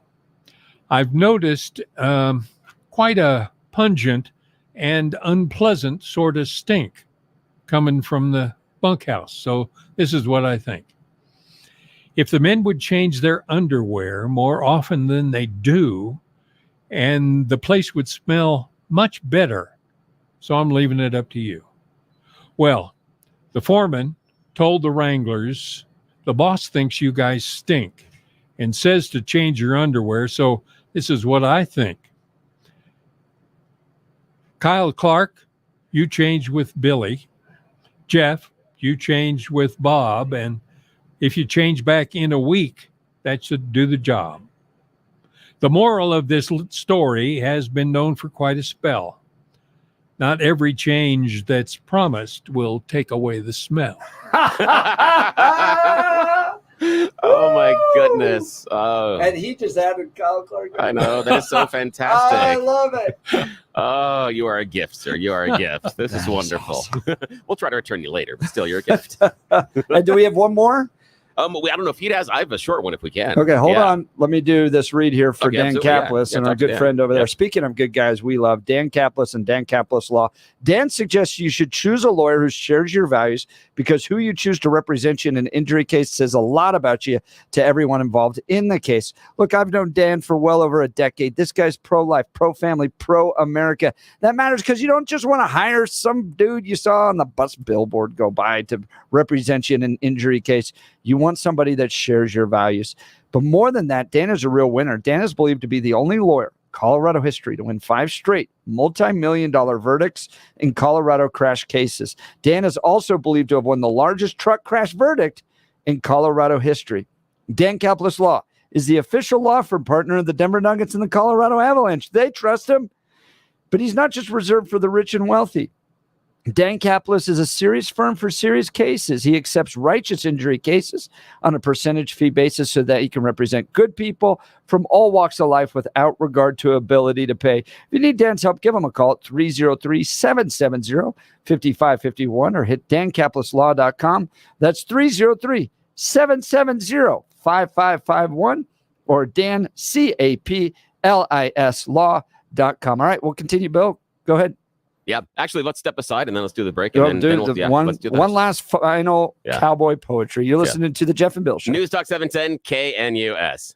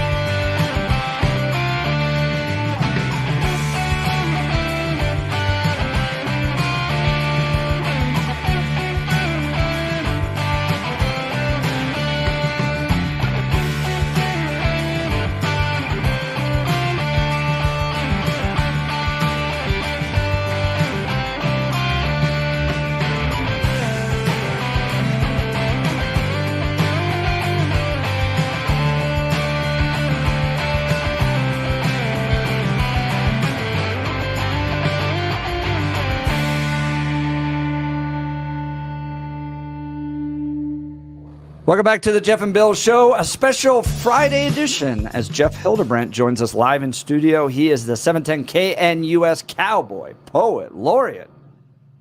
Fantastic. And you got another one for us. I Jeff? do. I'm going to give you some cold, hard facts. Oof, give it to me.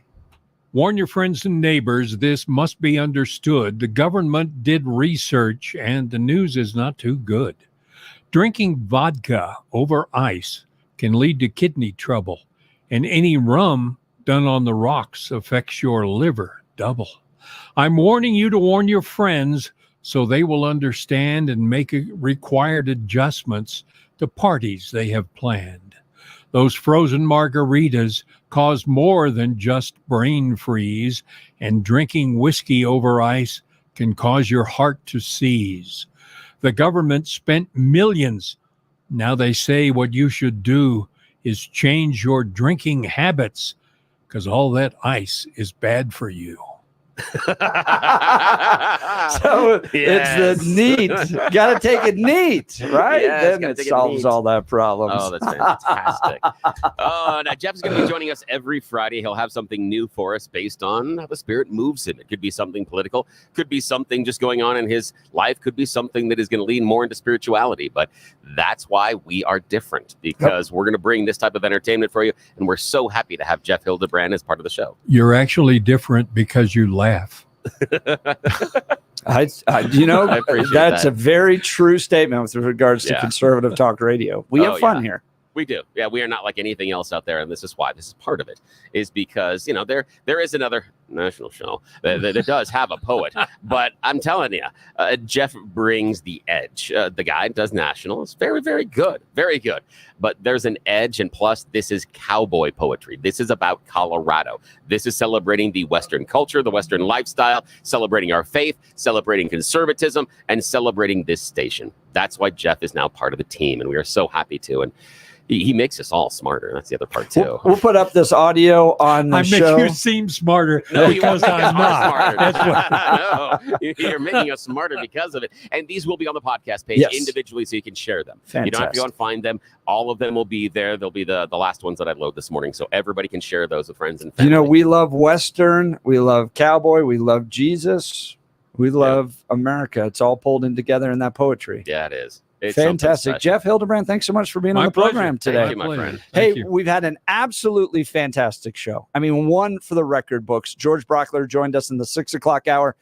Dive into the King Supers, the Boulder King Super shooting trial that just opened up yesterday. And he gave us some insight that nobody else has exactly out there right. about what happened inside the opening statements. Why did the defense concede one major point on day number one, and how some of the information that you just found out in that opening argument from the prosecution makes this shooting look so much worse than what all of our audience has been told. It was shocking. Yeah. So you want to listen to that 6 o'clock hour. Then we reported directly from the apartments overrun by Venezuelan gangs, giving you insight to the people that actually live there. Who else and went have talked to to deal them? with that? Who else? Who else here in town went down and talked to them? Where else are you going to hear their voices, the people impacted by the gangs? The things that are supposed to be imaginary, according to Plus, Lauren Boebert, John Fabricatori, and Chip Roy all live in studio, plus cowboy poetry. Wow, what a Friday show. If you missed any of it, go to 710KNUS to download the podcast. Charlie Kirk and Cal Thomas are up next. You've been listening to The Jeff and Bill Show. News Talk 710 KNUS. This is how we roll. Have a good weekend.